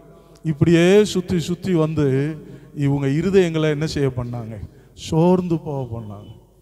காலையில் 6 மணிக்கே எந்திரிச்சு வேலைக்கு வந்தவெல்லாம் இப்போ 10 மணிக்கு வர்றதே போய் கூட்டிகிட்டு வர வேண்டியிருக்கு. ஒரு என்கரேஜ்மெண்ட் வேண்டாமா? இந்த ஆட்கள் வந்து இருதயத்தை சோர்வடைய பண்ணுறாங்க. நிறைய பேர் நாங்கள் வேலைக்கே வரல, ஆலயம்லாம் கட்டலைன்னு சொல்லி வீட்டிலே இருந்துட்டாங்க. இப்போ தான் ஆண்டவர் அவர்களை உற்சாகப்படுத்தும்படி பேசுகிறார். இப்போ உங்களுக்கு விஷயம் புரியுதா? ஆமென், ஹல்லேலூயா, ஸ்தோத்திரம். ஆண்டவர் கேட்கிறார், இது உங்களுக்கு எப்படி காண்கிறது? அதற்கு இது உங்கள் பார்வையில் ஒன்றுமில்லாதது போல் இருக்கிறது அல்லவா? 4வது வசனம் தொடங்கி வாசிங்களேன். ஆனாலும் செருபாபேலே நீ திடன்கொள் என்று கர்த்தர் சொல்லுகிறார். யோசதாக்கின் குமாரனாகிய யோசுவா என்னும் பிரதான ஆசாரியனை நீ திடன்கொள், தேசத்தின் எல்லா ஜனங்களை நீங்கள் திடன்கொள்ளுங்கள், வேலையை நடத்துங்கள் என்று கர்த்தர் சொல்லுகிறார். நான் உங்களுடனே இருக்கிறேன் என்று சேனைகளின் கர்த்தர் சொல்லுகிறார். நீங்கள் எகிப்திலிருந்து புறப்படுகிற போது நான் உங்களோட உடன்படிக்கை பண்ணின வார்த்தையின்படியே என் ஆவியானவர் உங்கள் நடுவில் நிலை கொண்டிருப்பார். பயப்படாதீங்கள், சேனைகளின் கர்த்தர் சொல்லுகிறார். கொஞ்ச காலத்துக்குள்ள இன்னொரு தரம் நான் வானத்தையும் பூமியும் சமுத்திரத்தையும் எட்டாந்தரையும் அசைய பண்ணுவேன், சகல ஜாதிகளை அசைய பண்ணுவேன், சகல ஜாதிகளால் விரும்பப்பட்டவர் வருவார், இந்த ஆலயத்தை மகிமையினால் நிறைய பண்ணுவேன் என்று சேனைகளின் கர்த்தர் சொல்லுகிறார். வெள்ளியும் என்னுடையது, பொன்னும் என்னுடையது என்று சேனைகளின் கர்த்தர் சொல்லுகிறார். முந்தின ஆலயத்தின் மகிமையை பார்க்கலாம், இந்த பிந்தின ஆலயத்தின் மகிமை பெரிதாயிருக்கும் என்று சேனைகளின் கர்த்தர் சொல்லுகிறார். இவ்விடத்திலே சமாதானத்தை கட்டளையிடுவேன் என்று சேனைகளின் கர்த்தர் உரைக்கிறார் என்று சொல் என்றார். அல்லேலூயா. அந்த வயதான ஆட்கள் எல்லாம் வந்து இவர்களை சோர்வடைய பண்ண போது கர்த்தர் சொல்றாரு, வேலையை செய்கிறவங்களை பார்த்து திடன் கொள்ளுங்கள், வேலையை நடத்துங்க, நான் உங்களோட இருக்கிறேன், பரிசுத்த ஆவியானவர் உங்களோடு இருக்கிறார், சோர்ந்து போகாதீங்க. வெள்ளியும் என்னுடையது, பொன்னும் என்னுடையது. முந்தின ஆலயத்தின் மகிமையை பார்க்கலாம் பிந்தின இந்த ஆலயத்தினுடைய மகிமை, சாலமோனுடைய அந்த ஆலயத்தின் மகிமையை விட இந்த ஆலயத்தினுடைய மகிமை எப்படி இருக்க போகிறது? பெரிதா இருக்க போகிறது. இவ்விடத்தில் சமாதானத்தை கட்டளையிடுவேன். ஆண்டவர் வந்து அவங்கள என்கரேஜ் பண்றார், வேலையை நடத்துங்க அப்படின்னு சொல்லி அவர்களை உற்சாகப்படுத்துகிறார். ஹல்லேலூயா, ஸ்தோத்திரம். எனக்கு அன்பான தேவனுடைய பிள்ளைகளை, இதன் மூலமாக கர்த்தர் இன்றைக்கு உங்களோடு என்னோடு பேசுகிற வார்த்தை என்ன தெரியுமா? உனக்குள்ள குறை கண்டுபிடிக்கிற ஆவி இல்லை, பிறரை உற்சாகப்படுத்துகிற ஆவி இருக்கட்டும். ஆமென், ஸ்தோத்திரம். சிலர் பாருங்க, எடுத்து எதுல எல்லாம் குறை கண்டுபிடிக்கணுமோ குறை கண்டுபிடிப்பாங்க. சிலருக்குள்ள அந்த குறை சொல்ற ஆவி தான் இருக்கும். அதனால ஆண்டவர்கிட்ட கேளுங்க, ஆண்டவரே என்னை விட்டு குறை சொல்ற ஆவியை எடுத்துட்டு பிறரை பாராட்டுகிற உற்சாகப்படுத்துகிற ஆவியை தாருன்னு கேளுங்க. எத்தனை பேர் கேட்க விரும்புறீங்க? தலையில கையை வச்சு கேளுங்களேன். ஆண்டவரே, குறை சொல்ற ஆவியை என்னை விட்டு எடுத்துருங்கப்பா, நான் எப்பவும் பிறரை உற்சாகப்படுத்தணும், என்கரேஜ் பண்ணணும், அந்த ஆவியை எனக்கு தாங்க ஆண்டவரே. ஆமென், ஹல்லேலூயா, ஸ்தோத்திரம். பிசாசு தான் குறை சொல்றவன், பிசாசு தான் குற்றம் சாட்டுகிறவன், பிசாசு தான் அவன் சோர்வடைய பண்ணுகிறவன். ஆனால் கர்த்தர் எப்பொழுதும் என்கரேஜ் பண்றவன். சொல்லுங்க, கர்த்தர் எப்பவும் என்ன செய்வாருங்க? என்கரேஜ் பண்ணுவார், உற்சாகப்படுத்துவார். அப்போ பிசாசு ஆவி நமக்குள்ள இருக்கணுமா? கர்த்தருடைய ஆவி நமக்குள்ள இருக்கணுமா? கர்த்தருடைய ஆவி தான் இருக்கணும். உங்கள் புருஷன் உங்களுக்கு ஒரு சேலை வாங்கிட்டு வர்றார். ஊருக்கு போன இடத்துல உங்கள் மேலே ரொம்ப ஞாபகம் வச்சு எப்படியாவது ஒரு சேலை எடுத்துகிட்டு போயிடணும்னு ஒரு சேலை எடுத்துகிட்டு வர்றாருன்னு வைங்க. சேலையை கொண்டு வந்த உடனே தூக்கி சேலையை வச்சுட்டு, இத்தனை வருஷம் குடும்பம் நடத்தியும் எனக்கு என்ன கலர் பிடிக்கும் தெரியாதா, போய் இதையா வாங்கிட்டு வருவேன் அப்படின்னு கேட்டா வெளியே சொல்கிறாரோ இல்லையோ, ஆனால் உள்ளத்தில் நினச்சிக்கிடுவார், இனி ஜென்மத்துக்கு உனக்கு சேலை இல்லடி. ஆனால் அதே நேரத்தில் ஒருவேளை அந்த கலர் தான் பிடிக்கலன்னா கூட பரவாயில்லைங்க, வெளியூர் போன இடத்துல என்னை மறந்துடாம என் நினைவா ஒரு சேலையை வாங்கிட்டு வந்தீங்க பார்த்தீங்களா அப்படின்னு சொல்லி கட்டி முன்னால் கொண்டு வந்து நின்னீங்கன்னா அவர் மனசில் நினைப்பார், அடுத்த முறை இந்த 300 ரூபா சேலைக்கு இவ்வளவு மரியாதை, அடுத்த முறை 3000 ரூபாய்க்கு சேலை வந்து மனைவிக்கு என்ன செய்யணும், கொடுக்கணும்னு நினைப்பார். ஆமேன்னு சொல்லுவீங்களா? ஸ்தோத்திரம். உங்கள் பிள்ளைகள் இருக்கிறாங்க, உங்கள் பிள்ளைகளை ப்ராக்ரஸ் ரிப்போர்ட் கொண்டு வந்து தரும்போது அதை வாங்கிட்டு நீ எல்லாம் மாடு மேய்க்க தான் லாய்க்கு, உன்னை பெற்றதுக்கு 4 எருமை மாட்டை வாங்கி விட்டுருந்தா இன்னைக்கு அதை வச்சு நல்லா பிழைச்சிக்கிடலாம் இப்படின்னு சொன்னால் அவன் மாடாவே போயிடும்.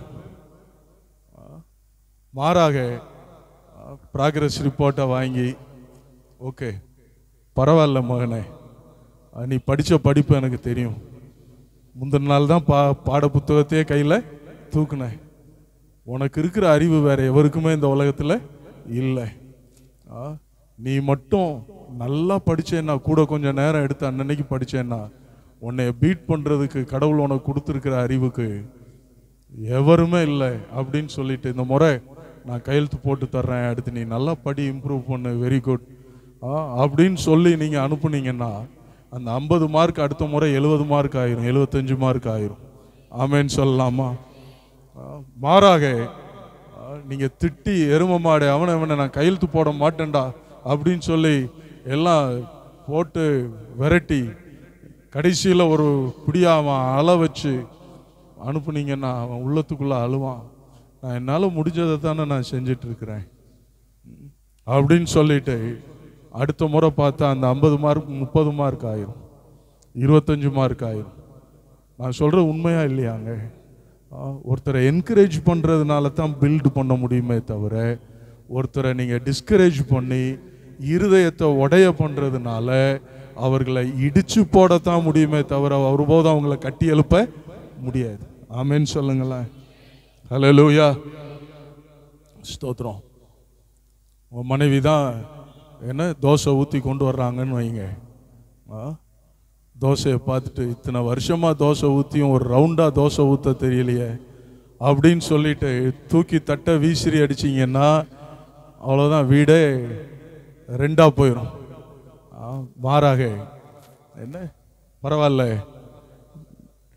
தோசையை அப்படியேவா முழுங்குறேன், தோசையை பிச்சு பிச்சு தான் என்ன செய்கிறேன், சாப்பிட்றேன். அதனால் பார்த்தா பரவாயில்ல, நீ தோசை ஊற்றி தரும்போதெல்லாம் எனக்கு ரொம்ப ஜெப பாரம் வருது. நேற்றுக்கு தோசை தந்தப்போ ஸ்ரீலங்கா மாதிரி இருந்துச்சு, இலங்கைக்காக பாரத்தோடு ஜெபம் பண்ணேன். இன்னைக்கு நீ ஊற்றி இருக்கிற தோசை அந்தமான் மாதிரி இருக்கு, அந்தமானுக்காக ஜெபம் பண்ணுற பாரத்தை ஆண்டவர் தர்றாரு அப்படின்னு சொல்லி என்ன சொல்ல வருகிறேன்னா, குறை இல்லாதது உலகத்தில் யாருமே இல்லை, அதே போல் நிறைவு இல்லாதவர்களும் யாருமே இல்லை. சரியா? குறை இருக்கிற இடத்துல ஏதோ நிறைவும் என்ன செய்கிறது இருக்கிறது. ஆண்டவர்கிட்ட கேட்கணும், குறைய பார்க்குற ஆவி இல்லை ஆண்டவரே, அவங்கள இருக்கிற நிறைவை பார்த்து பாராட்டுகிற ஆவியை எனக்கு தாங்க ஆண்டவரே. கை உயர்த்தி ஆமென் சொல்லுவீங்களா? அல்லேலூயா, ஸ்தோத்திரம். சபையில் வரும்போது அப்படித்தான், இந்த இடத்துல வந்து ஆராதனை முடிஞ்சு நீங்கள் போகும்போது ஒவ்வொருத்தரும் என்கரேஜாக ஃபீல் பண்ணணும், ஒவ்வொருத்தரும் உற்சாகம் அடைந்தவர்களாக ஃபீல் பண்ணணும். அழுதுட்டு போகிறவங்க ஒருத்தர் இருக்கக்கூடாது. கை உயர்த்தி அல்லேலூயா சொல்லலாமா? ஸ்தோத்திரம். ஒருத்தர் யாரோ ஸ்பெஷல் பாட்டு பாடுறாங்க, அவங்கள்ட்ட போய் என்ன இங்கே என்ன எல்லாம் மியூசிக் வாசிக்கிறவங்க என்ன ஏஆர் ரகுமானா? கிடையாது. என்ன அல்லது பாடுறதெல்லாம் சுசீலாவும் ஜானகியுமா? கிடையாது. அவங்கள்ட்ட போய் நீங்கள் கொஞ்சம் அப்படி பாடி இருக்கலாம், நீங்கள் கொஞ்சம் இப்படி பாடி இருக்கலாம், நீங்கள் கொஞ்சம் அந்த இடத்துல ராகத்தை விட்டுட்டீங்க, அது உங்கள் பிஸ்னஸ் கிடையாது. நீங்கள் சொல்ல வேண்டியதெல்லாம் நல்லா பாடினீங்க. அவங்களுடைய 100% கொடுத்துருக்குறாங்க. நான் சொல்கிற எத்தனை பேருக்கு புரியுது? அவங்களுடைய 100% அவங்க கொடுத்து ஒன்றை செஞ்சுருக்கிறாங்க. அதில் போய் நீங்கள் குறை சொல்லுவீங்கன்னா அவங்கள நீங்கள் கட்டி எழுப்பல, மாறாக இடித்து போடுறீங்க. இப்போ ஒருத்தர் என்கரேஜ் பண்ணணும். இந்த இடத்துல ஒரு சிறு பிள்ளை வசனம் சொல்கிறான்னா என்கரேஜ் பண்ணுங்க, பாராட்டுங்க. ஹல்லேலூயா. அவர்கள் இன்னும் இம்ப்ரூவ் பண்ணுவாங்க. இந்த இடத்துல உங்கள் பாஸ்டர் அம்மா எவ்வளோ தியாகம் பண்ணி ஊழியம் செஞ்சுட்டு இருக்கிறாங்க. எத்தனை பேர் நீங்கள் என்னைக்காவது பாஸ்டரை பார்த்து, பாஸ்டர் இந்த செய்தியில் இந்த வார்த்தை, இந்த வசனம் எனக்கு தொடுதலாக இருந்தது, ஆண்டவர் என்னோட பேசினார், நான் ஆசீர்வதிக்கப்பட்டேன், நன்றி பாஸ்டர் அப்படின்னு எத்தனை பேர் போய் நன்றி சொல்லி அப்ரிஷியேட் பண்ணியிருக்கிறீங்க? ஒவ்வொரு முறையும் ஒரு பிரசங்கம் பண்ணுறதுங்கிறது, இப்போ என்ன போல ஆட்கள் ஒரு பக்கம், ஆனால் என் சபையில் இந்த பிரசங்கத்தை நான் வேறு இடங்களில் பண்ணியிருக்கிறேன். நான் இன்றைக்கு மறுபடியும் உங்கள்கிட்ட பேசுகிறேன். ஆனால் ஸ்தல சபை போதகராக நான் இருக்கிறேன். ஒவ்வொரு முறையும் ஒரு பிரசங்கத்தை தயார் பண்ணி அதை பிரசங்கம் பண்ணுவது என்பது, ஒரு தாயானவள் தன்னுடைய குழந்தைய வயிற்றில் கருத்தரித்து அதை டெலிவரி பண்ணுற மாதிரி தான் ஒரு பிரசங்கம் என்பது. அதை பிரசங்கம் பண்ணுறவங்களுக்கு தான் தெரியும். அதை உண்மையாக தேவனுடைய சமூகத்தில் ஆயத்தப்படுத்தி அதை கொண்டு வந்து அதை ஜனங்களுக்கு கொடுப்பது என்பது அவ்வளவு ஒரு பிரயாசம் அதில் அடங்கி இருக்கிறது. ஸ்தோத்திரம். என்னை கேட்கின்ற அருமையான தேவனுடைய பிள்ளைகளை, இப்போ அவங்க நல்ல உற்சாகமாக அந்த ஊழியத்தை செய்யணும்னு சொன்னால், அப்போ நீங்கள் அதை அப்ரிஷியேட் பண்ணணுமா வேண்டாமா?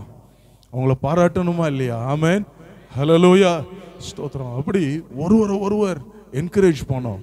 நீங்கள் அப்படி சொல்லிட்டு போனீங்கன்னா பாஸ்டர் நினைப்பார், அடுத்த வாரம் இன்னும் ஆண்டவர்கிட்ட காத்திருந்து ஜனங்களுக்கு ஆசீர்வாதமான வார்த்தையை பெற்று கொண்டு வந்து கொடுக்கணும்னு சொல்லி அவர் இருதயம் ஆதங்கப்படும், உற்சாகப்படும், ஆண்டவருடைய நாம மகிமைப்படும். அல்லேலூயா.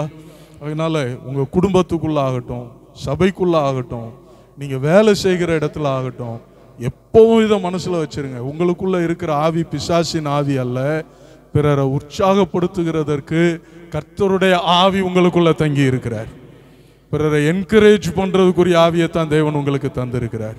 தப்பி தவறி குறை சொல்ற மாதிரி வந்துருச்சா, ஆண்டவர்கிட்ட கேளுங்க, ஆண்டவரே என்னை மாற்றுங்க ஆண்டவரே என்று கேட்டு திருத்தி கொள்ளுங்கள். கடந்து செல்லுகிறேன். ஸ்தோத்திரம். 3வது முறை ஆண்டவர் பேசுறார்.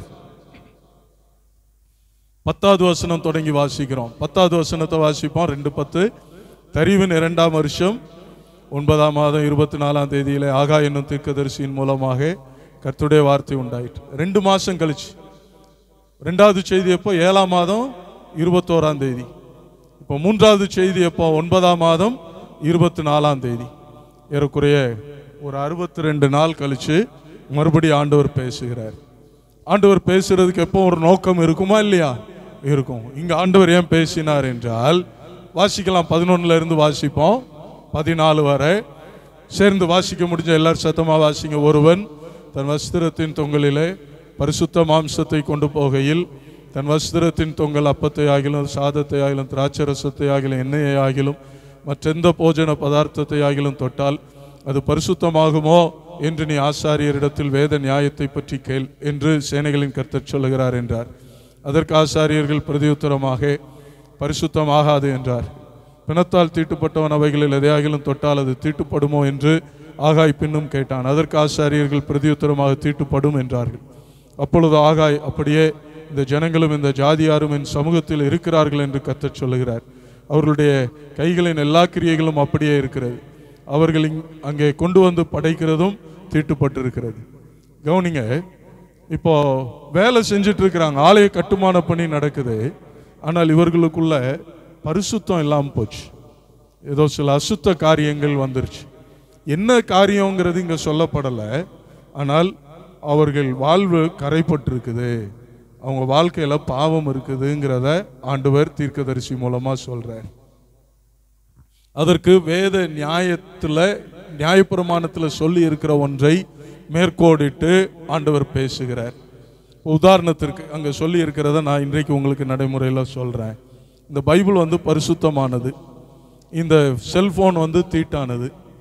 இந்த பரிசுத்தமானது இந்த தீட்டானது தொட்டால் இது பரிசுத்தப்படுமா அப்படின்னு கேளுன்னு சொல்கிறார். ஆசாரியர்கள் என்ன சொல்கிறாங்க? என்ன ஆகாது? பரிசுத்தமாகாது. அதே நேரத்தில் இது தீட்டானது பரிசுத்தமானதை தொட்டால் இது தீட்டுப்படுமா கேளுங்கிறார். அப்போ ஆசாரிகள் என்ன சொல்கிறாங்க? தீட்டுப்படும் அப்படின்னு சொல்கிறாங்க. அப்போ ஆண்டவர் சொல்கிறாரு, இந்த ஜாதியாரின் சமூகத்தில் அப்படியே இருக்கிறாங்க, இந்த ஜனங்கள் அப்படியே இருக்கிறாங்க, அவர்களுடைய கைகளின் எல்லா கிரியைகளும் அப்படியே இருக்கிறது, அவர்கள் இங்கே கொண்டு வந்து படைக்கிறதும் எப்படி இருக்கிறது? தீட்டுப்பட்டிருக்கிறது. அப்போ கண்பானவர்கள், நான் பண்ற பிரசங்க ஊழியம் பரிசுத்தமானது. ஆனால் என்னில் தீட்டு இருக்குமானால், பாவம் இருக்குமானால், நான் செய்கிற அந்த ஊழியம் எப்படிப்பட்டிருக்கிறது? பிரசங்கம் தீட்டுப்பட்டிருக்கிறது. நான் சொல்றேன், உங்களுக்கு புரியுதா? உங்களுக்கு ஆமென். நீங்க ஆண்டவருக்கு செய்கிற ஆராதனை, துதி, ஸ்தோத்திரம் பரிசுத்தமானது. ஆனா உங்களில் தீட்டு இருக்குமானால் அதை ஆண்டவரால் அங்கீகரித்து ஏற்றுக்கொள்ள முடியாதது. அதுவும் தீட்டுப்பட்டதாய் அவருடைய பார்வையில் இருக்கிறது. நீங்க கொடுக்கிற காணிக்க பரிசுத்தமானது, ஆனால் நீங்க தீட்டோடு பாவத்தோடு அதை கொண்டு வந்து செலுத்தும் போது அதுவும் எப்படிப்பட்டிருக்கிறது? தீட்டுப்பட்டிருக்கிறது. ஆண்டவரால் அதை அங்கீகரித்து என்ன செய்ய முடியல? ஏற்றுக்கொள்ள முடியல. அதற்குரிய பலனை உங்களுக்கு கொடுக்கவும் முடியல.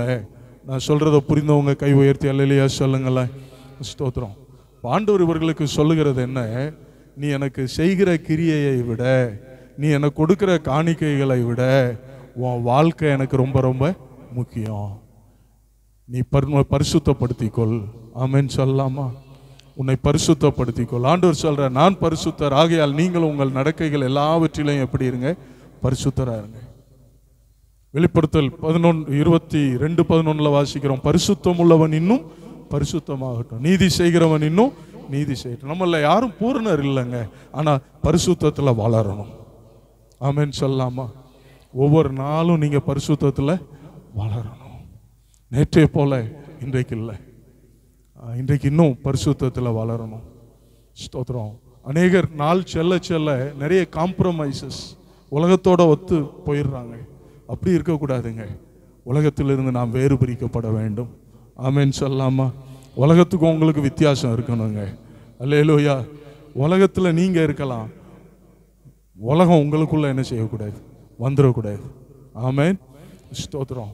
ஆண்டவர் இந்த வசனத்தின் மூலம், இந்த செய்தியின் மூலம் அவங்களுக்கு சொன்ன வார்த்தை என்ன? உங்களை பரிசுத்தம் பண்ணுங்க. உங்க கிரியைகள், காணிக்கைகள், நீங்கள் எனக்கு செய்கிற செயல்கள், கொண்டு வந்து எனக்கு படைக்கிறவைகள் எல்லாம் தீட்டா இருக்குது. ஏன்னா உங்களில் தீட்டு இருக்குது, நீங்க தீட்டுப்பட்டிருக்கிறீங்க. இந்த வேலையில் ஆண்டவரே என்னை பரிசுத்தப்படுத்தும் அப்பா. நம்முடைய சிந்தனையில், நம்முடைய பார்வையில், நம்முடைய பேச்சில், என்ன நம்முடைய எல்லா நடக்கைகளிலும் ஆண்டவரே பரிசுத்தத்தை தாங்க. ஆண்டவரே, எத்தனை பேர் கேட்க விரும்புறீங்க? ஆண்டவரே, நான் பரிசுத்தத்தில் வளர உதவி செய்யுங்க. ஆண்டவரே, பிசாசு உங்கள்கிட்ட பொய் சொல்லுவான், நீ பரிசுத்தமா வாழ முடியாதுன்னு சொல்லுவான். ஆண்டவர் முடியாததை நமக்கு சரியா சொல்ல மாட்டார். பரிசுத்தமா வாழ முடியும். அவர் நமக்காக வாழ்ந்து காட்டி இருக்கிறார். அல்லேலூயா ஸ்தோத்திரம். அதனுடைய முடிவில் தான் அந்த 19வது வசனத்தில் ஆண்டவர் சொல்றார், நான் இன்று முதல் உங்களை என்ன செய்வேன்? ஆசீர்வதிப்பேன். கவனிங்க, இதை சொல்லி முடிக்கிறேன். 4வது செய்தியை நாம இன்னைக்கு தியானிக்க போறதில்லை, இதோட முடிக்க விரும்புகிறேன். அதில் ஆசீர்வதிப்பேன். எல்லாரும் சொல்லுங்க ஆசீர்வாதம். எல்லாரும் சொல்லுங்க, சின்ன பிள்ளைகள் எல்லாரும் ஆசீர்வாதம்.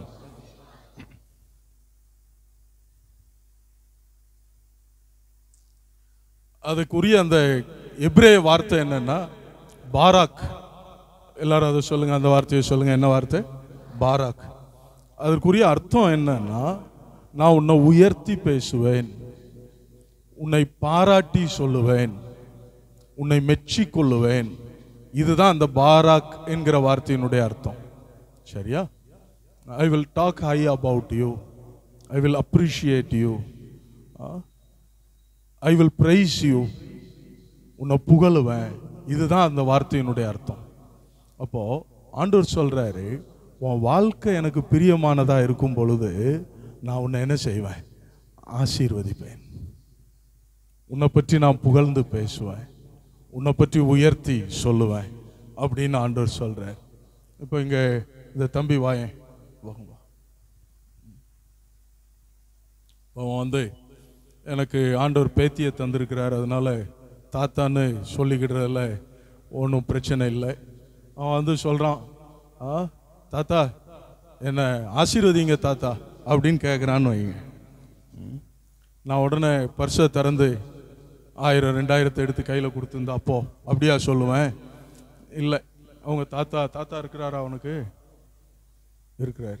ஓகே, அவர்கிட்ட போய் ஆசீர்வாதம்னு கேட்டால் அவர் இருப்பா, போய் பீரோவை திறந்து கொஞ்சம் தங்க நகையெல்லாம் கொண்டு வந்து கொடுத்து அப்படியா செய்வார்னு நினைக்கிறீங்க?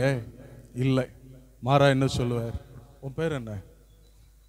ஆண்ட்ரூஸ். ஆண்ட்ரூஸ், நீ ரொம்ப நல்ல வேண்டா, எனக்கு உன்னை ரொம்ப பிடிக்கும்டா, நீ நல்லா இருப்படா, உன் வாழ்நாள் எல்லாம் நன்மையாக வரும்டா, உன் வாழ்க்கை பூரா நீ சந்தோஷமாக இருப்ப, நீ சுகபலத்தோடு இருப்ப, நீ நல்லா இரு. என்ன இதுதான் ஆசீர்வாதம். ஆமென் சொல்லலாமா? அதைத்தான் ஆண்டவர் சொல்கிறார். உன் வாழ்க்கை எனக்கு பிரியமாக இருக்கும்போது நான் அன்று தொடங்கி உன்னை என்ன செய்வேன்? ஆசீர்வதிப்பேன். பிரியமானவர்களே, இன்றைக்கு நாம் நினைக்கிற மற்றெல்லாம் இருக்குது பாருங்களேன், பொன் வெள்ளி பணம் வேலை குடும்பம் வீடு சொத்து சுகம் ஆஸ்தி, இதெல்லாம் பிளஸ்ஸிங்ஸ், ஆசீர்வாதங்கள். சொல்லுங்க, அவைகளெல்லாம் என்ன? ஆசீர்வாதங்கள். ஆனால் ஆசீர்வாதம் என்பது என்ன? இந்த பாராக், அவனை பிளஸ் பண்றது. இதைத்தான் நீதிமொழிகளில் வாசிக்கிறோம். கர்த்தருடைய ஆசீர்வாதமே ஐஸ்வர்யத்தை தரும். இன்னொரு வார்த்தையில் சொன்னா, கர்த்தருடைய ஆசீர்வாதமே ஆசீர்வாதங்களை தரும், அதனோட அவர் வேதனையை கூட்டார். கர்த்தருடைய ஆசீர்வாதம் இல்லாமலும் ஆசீர்வாதங்கள் வரும், ஆனால் அதனோட என்ன இருக்கும்? வேதனை இருக்கும். இன்றைக்கு நிறைய பேர் வாழ்க்கையில் பார்த்தீங்கன்னா ஆசீர்வாதம் இல்லாத ஆசீர்வாதங்கள் என்ன செய்கிறது? நிறைய இருக்குது. அதனால தான் அவங்க வாழ்க்கையில் என்ன இல்லைங்க? நிம்மதி இல்லை. அவங்க வாழ்க்கையில் வேதனை. இருக்கிற ஆசீர்வாதங்கள் எல்லாம் பின்னால் பிள்ளைங்க அடிச்சுக்கிடுறாங்க, கோர்ட்டு கேஸுன்னு போய் சண்டை போட்டு ஒன்றும் இல்லாமல் போயிடுது, என்னென்னமோ நடக்குது.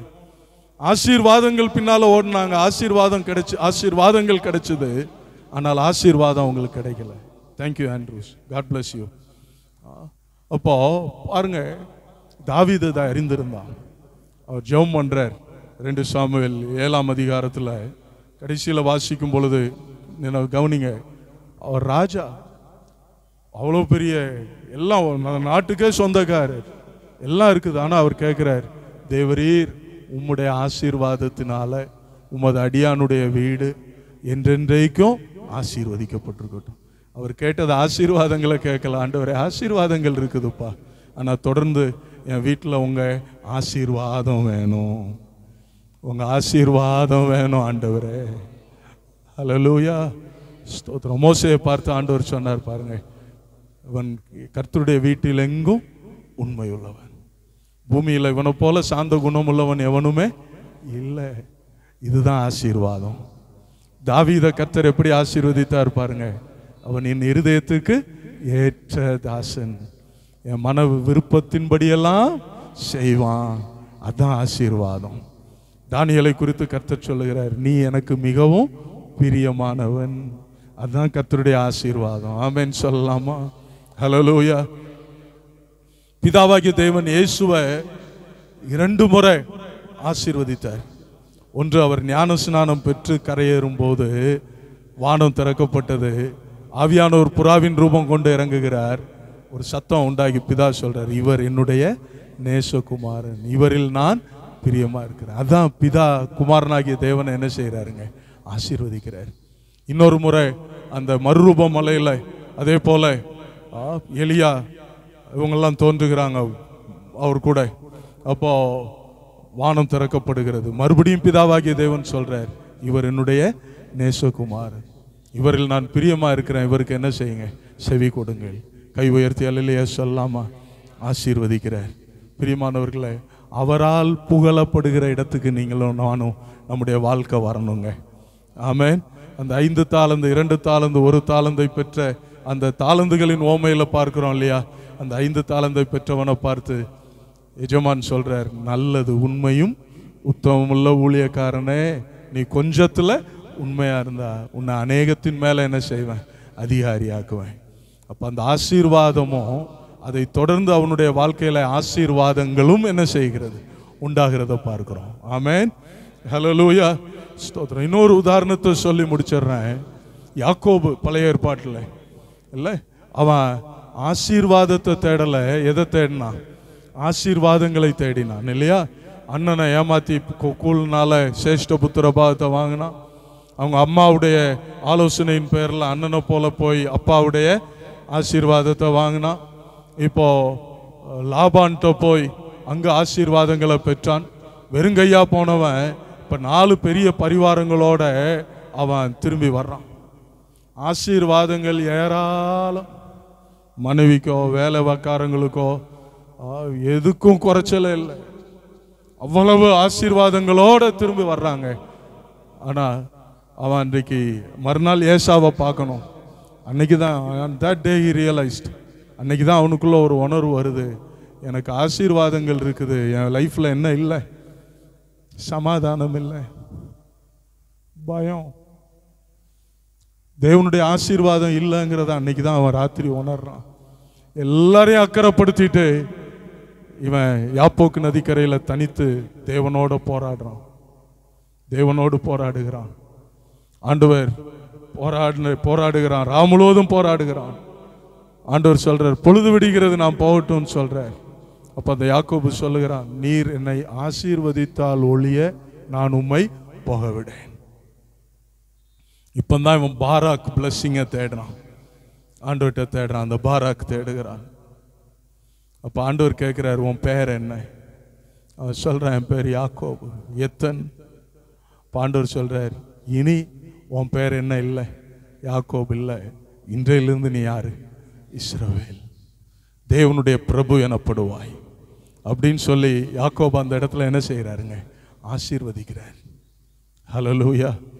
எனக்கு அன்பான தேவனுடைய பிள்ளைகளை, உங்க லைஃப்ல ஆசீர்வாதங்களை தேடி ஓடிட்டு இருக்கிறீங்கன்னு சொன்னா இன்னைக்கு அதை மாத்திட்டு, ஆண்டவரே உங்களுக்கு பிரியமான சாட்சியை பெறுகிறதற்கு நான் வாழ்வேன் ஆண்டவரே அப்படின்னு தீர்மானம் பண்ணுங்க. அதன் விளைவாய் கர்த்தர் உங்களை என்ன செய்வார், ஆசீர்வதிப்பார். அந்த ஆசீர்வாதத்தினால உங்க வாழ்க்கையில் என்ன வரட்டும், ஆசீர்வாதங்கள் வரட்டும். ஆமென். இந்த வெளிச்சத்தோட மத்தேயு 6:33 வாசிச்சீங்கன்னா, முதலாவது தேவனுடைய ஆசீர்வாதத்தை தேடுங்கள், அப்பொழுது ஆசீர்வாதங்கள் உங்களுக்கு என்ன செய்யப்படும், கூட கொடுக்கப்படும். ஆமென், ஹல்லேலூயா, ஸ்தோத்திரம். எனக்கு அன்பானவர்களே, ஒரு நாள் ஆசீர்வாதத்தை தேடி வந்த அநேகர் இன்றைக்கு ஆசீர்வாதங்களுக்கு பின்னால போயிட்டு இருக்கிறாங்க. ஆசீர்வதித்தவரை மறந்து ஆசீர்வாதங்களை நம்பி வாழ்ந்து கொண்டிருக்கிறாங்க. நீங்க அப்படி இருந்துராதீங்க. ஆசீர்வதிக்கிறவர் தான் முக்கியம், ஆசீர்வாதங்கள் முக்கியம் அல்ல. அல்லேலூயா, ஸ்தோத்திரம். உங்க ஜெபங்கள் இனி எப்படி மாறட்டும், ஆண்டவரே என் வாழ்க்கை உமக்கு பிரியமா இருக்கும்படி ஆசீர்வதிங்கப்பா. ஆசீர்வாதங்களுக்காக ஜெபம் பண்றதை நிப்பாட்டிட்டு ஆசீர்வாதத்துக்காக ஜெபம் பண்ணுங்க. உங்களுக்கு பிரியமாக என் வாழ்க்கையை மாற்றுங்க ஆண்டவரே என்று கர்த்தரிடத்துல கேளுங்க. எத்தனை பேர் செய்வீங்க? ஆமென். இருக்கிற இடத்துல அப்படியே கண்களை மூடலாமா, ஜெபம் பண்ணுவோமா? ஆண்டவர் சொல்றார், நான் இன்று முதல் உங்களை ஆசீர்வதிப்பேன், நான் இன்று முதல் உங்களை ஆசீர்வதிப்பேன். Praise the Lord. Hallelujah.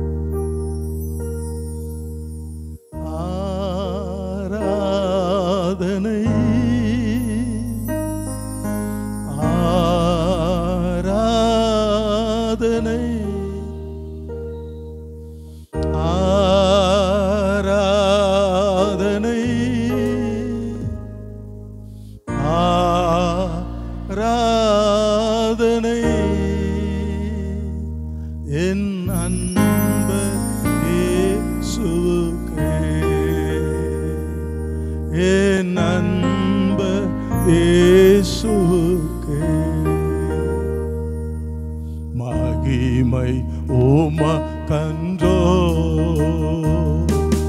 மாட்சிமை உமக்கன்றோ, மகிமை உமக்கன்றோ, மாட்சிமை உமக்கன்றோ, துதியும் புகழும் ஸ்தோத்திரமும் தூயவர் உமக்கன்றோ, துதியும் புகழும் ஸ்தோத்திரமும் தூயவர் உமக்கன்றோ, ஆராதனை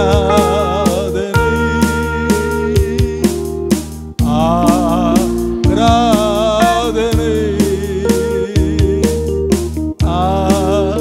ஆராதனை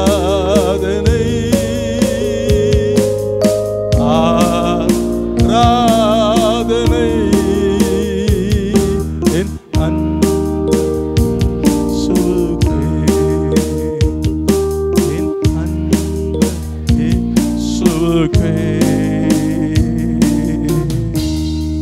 நம்முடைய வாழ்க்கையே ஆண்டவர் நுகருகிற சுகந்த வாசனையான ஒரு ஆராதனையாய் மாறட்டும். நம்முடைய பாடல்கள் மட்டுமல்ல, நம்ம வாழ்க்கையே.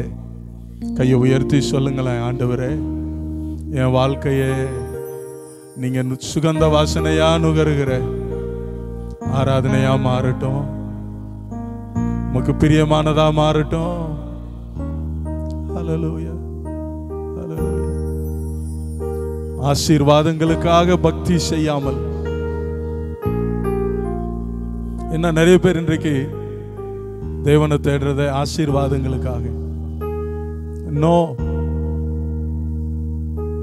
let it not be like that, never be like that. ஆசீர்வாதங்களுக்காக நான் தேடல ஆண்டவரே.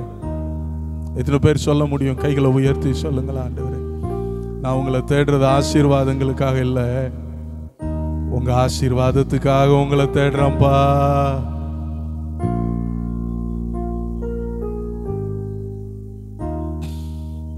ஹல்லேலூயா.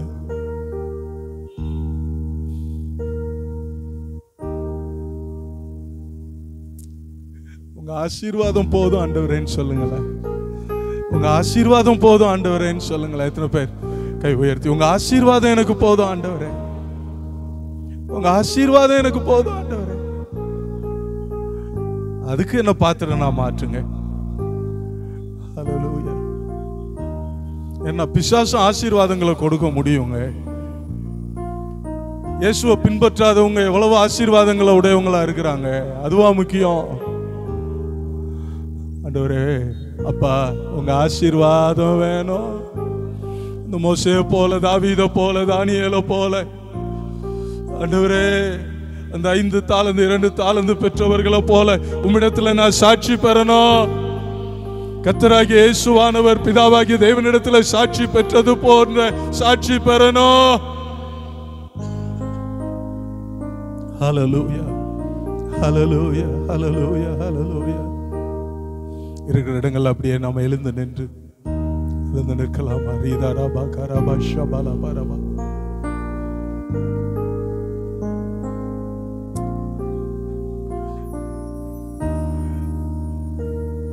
பாலடைந்து இருக்கிற ஆலயத்தை நான் கட்டுவான்பான்னு சொல்லுங்க. ஹல்லேலூயா, ஹல்லேலூயா, ஹல்லேலூயா, ஹல்லேலூயா.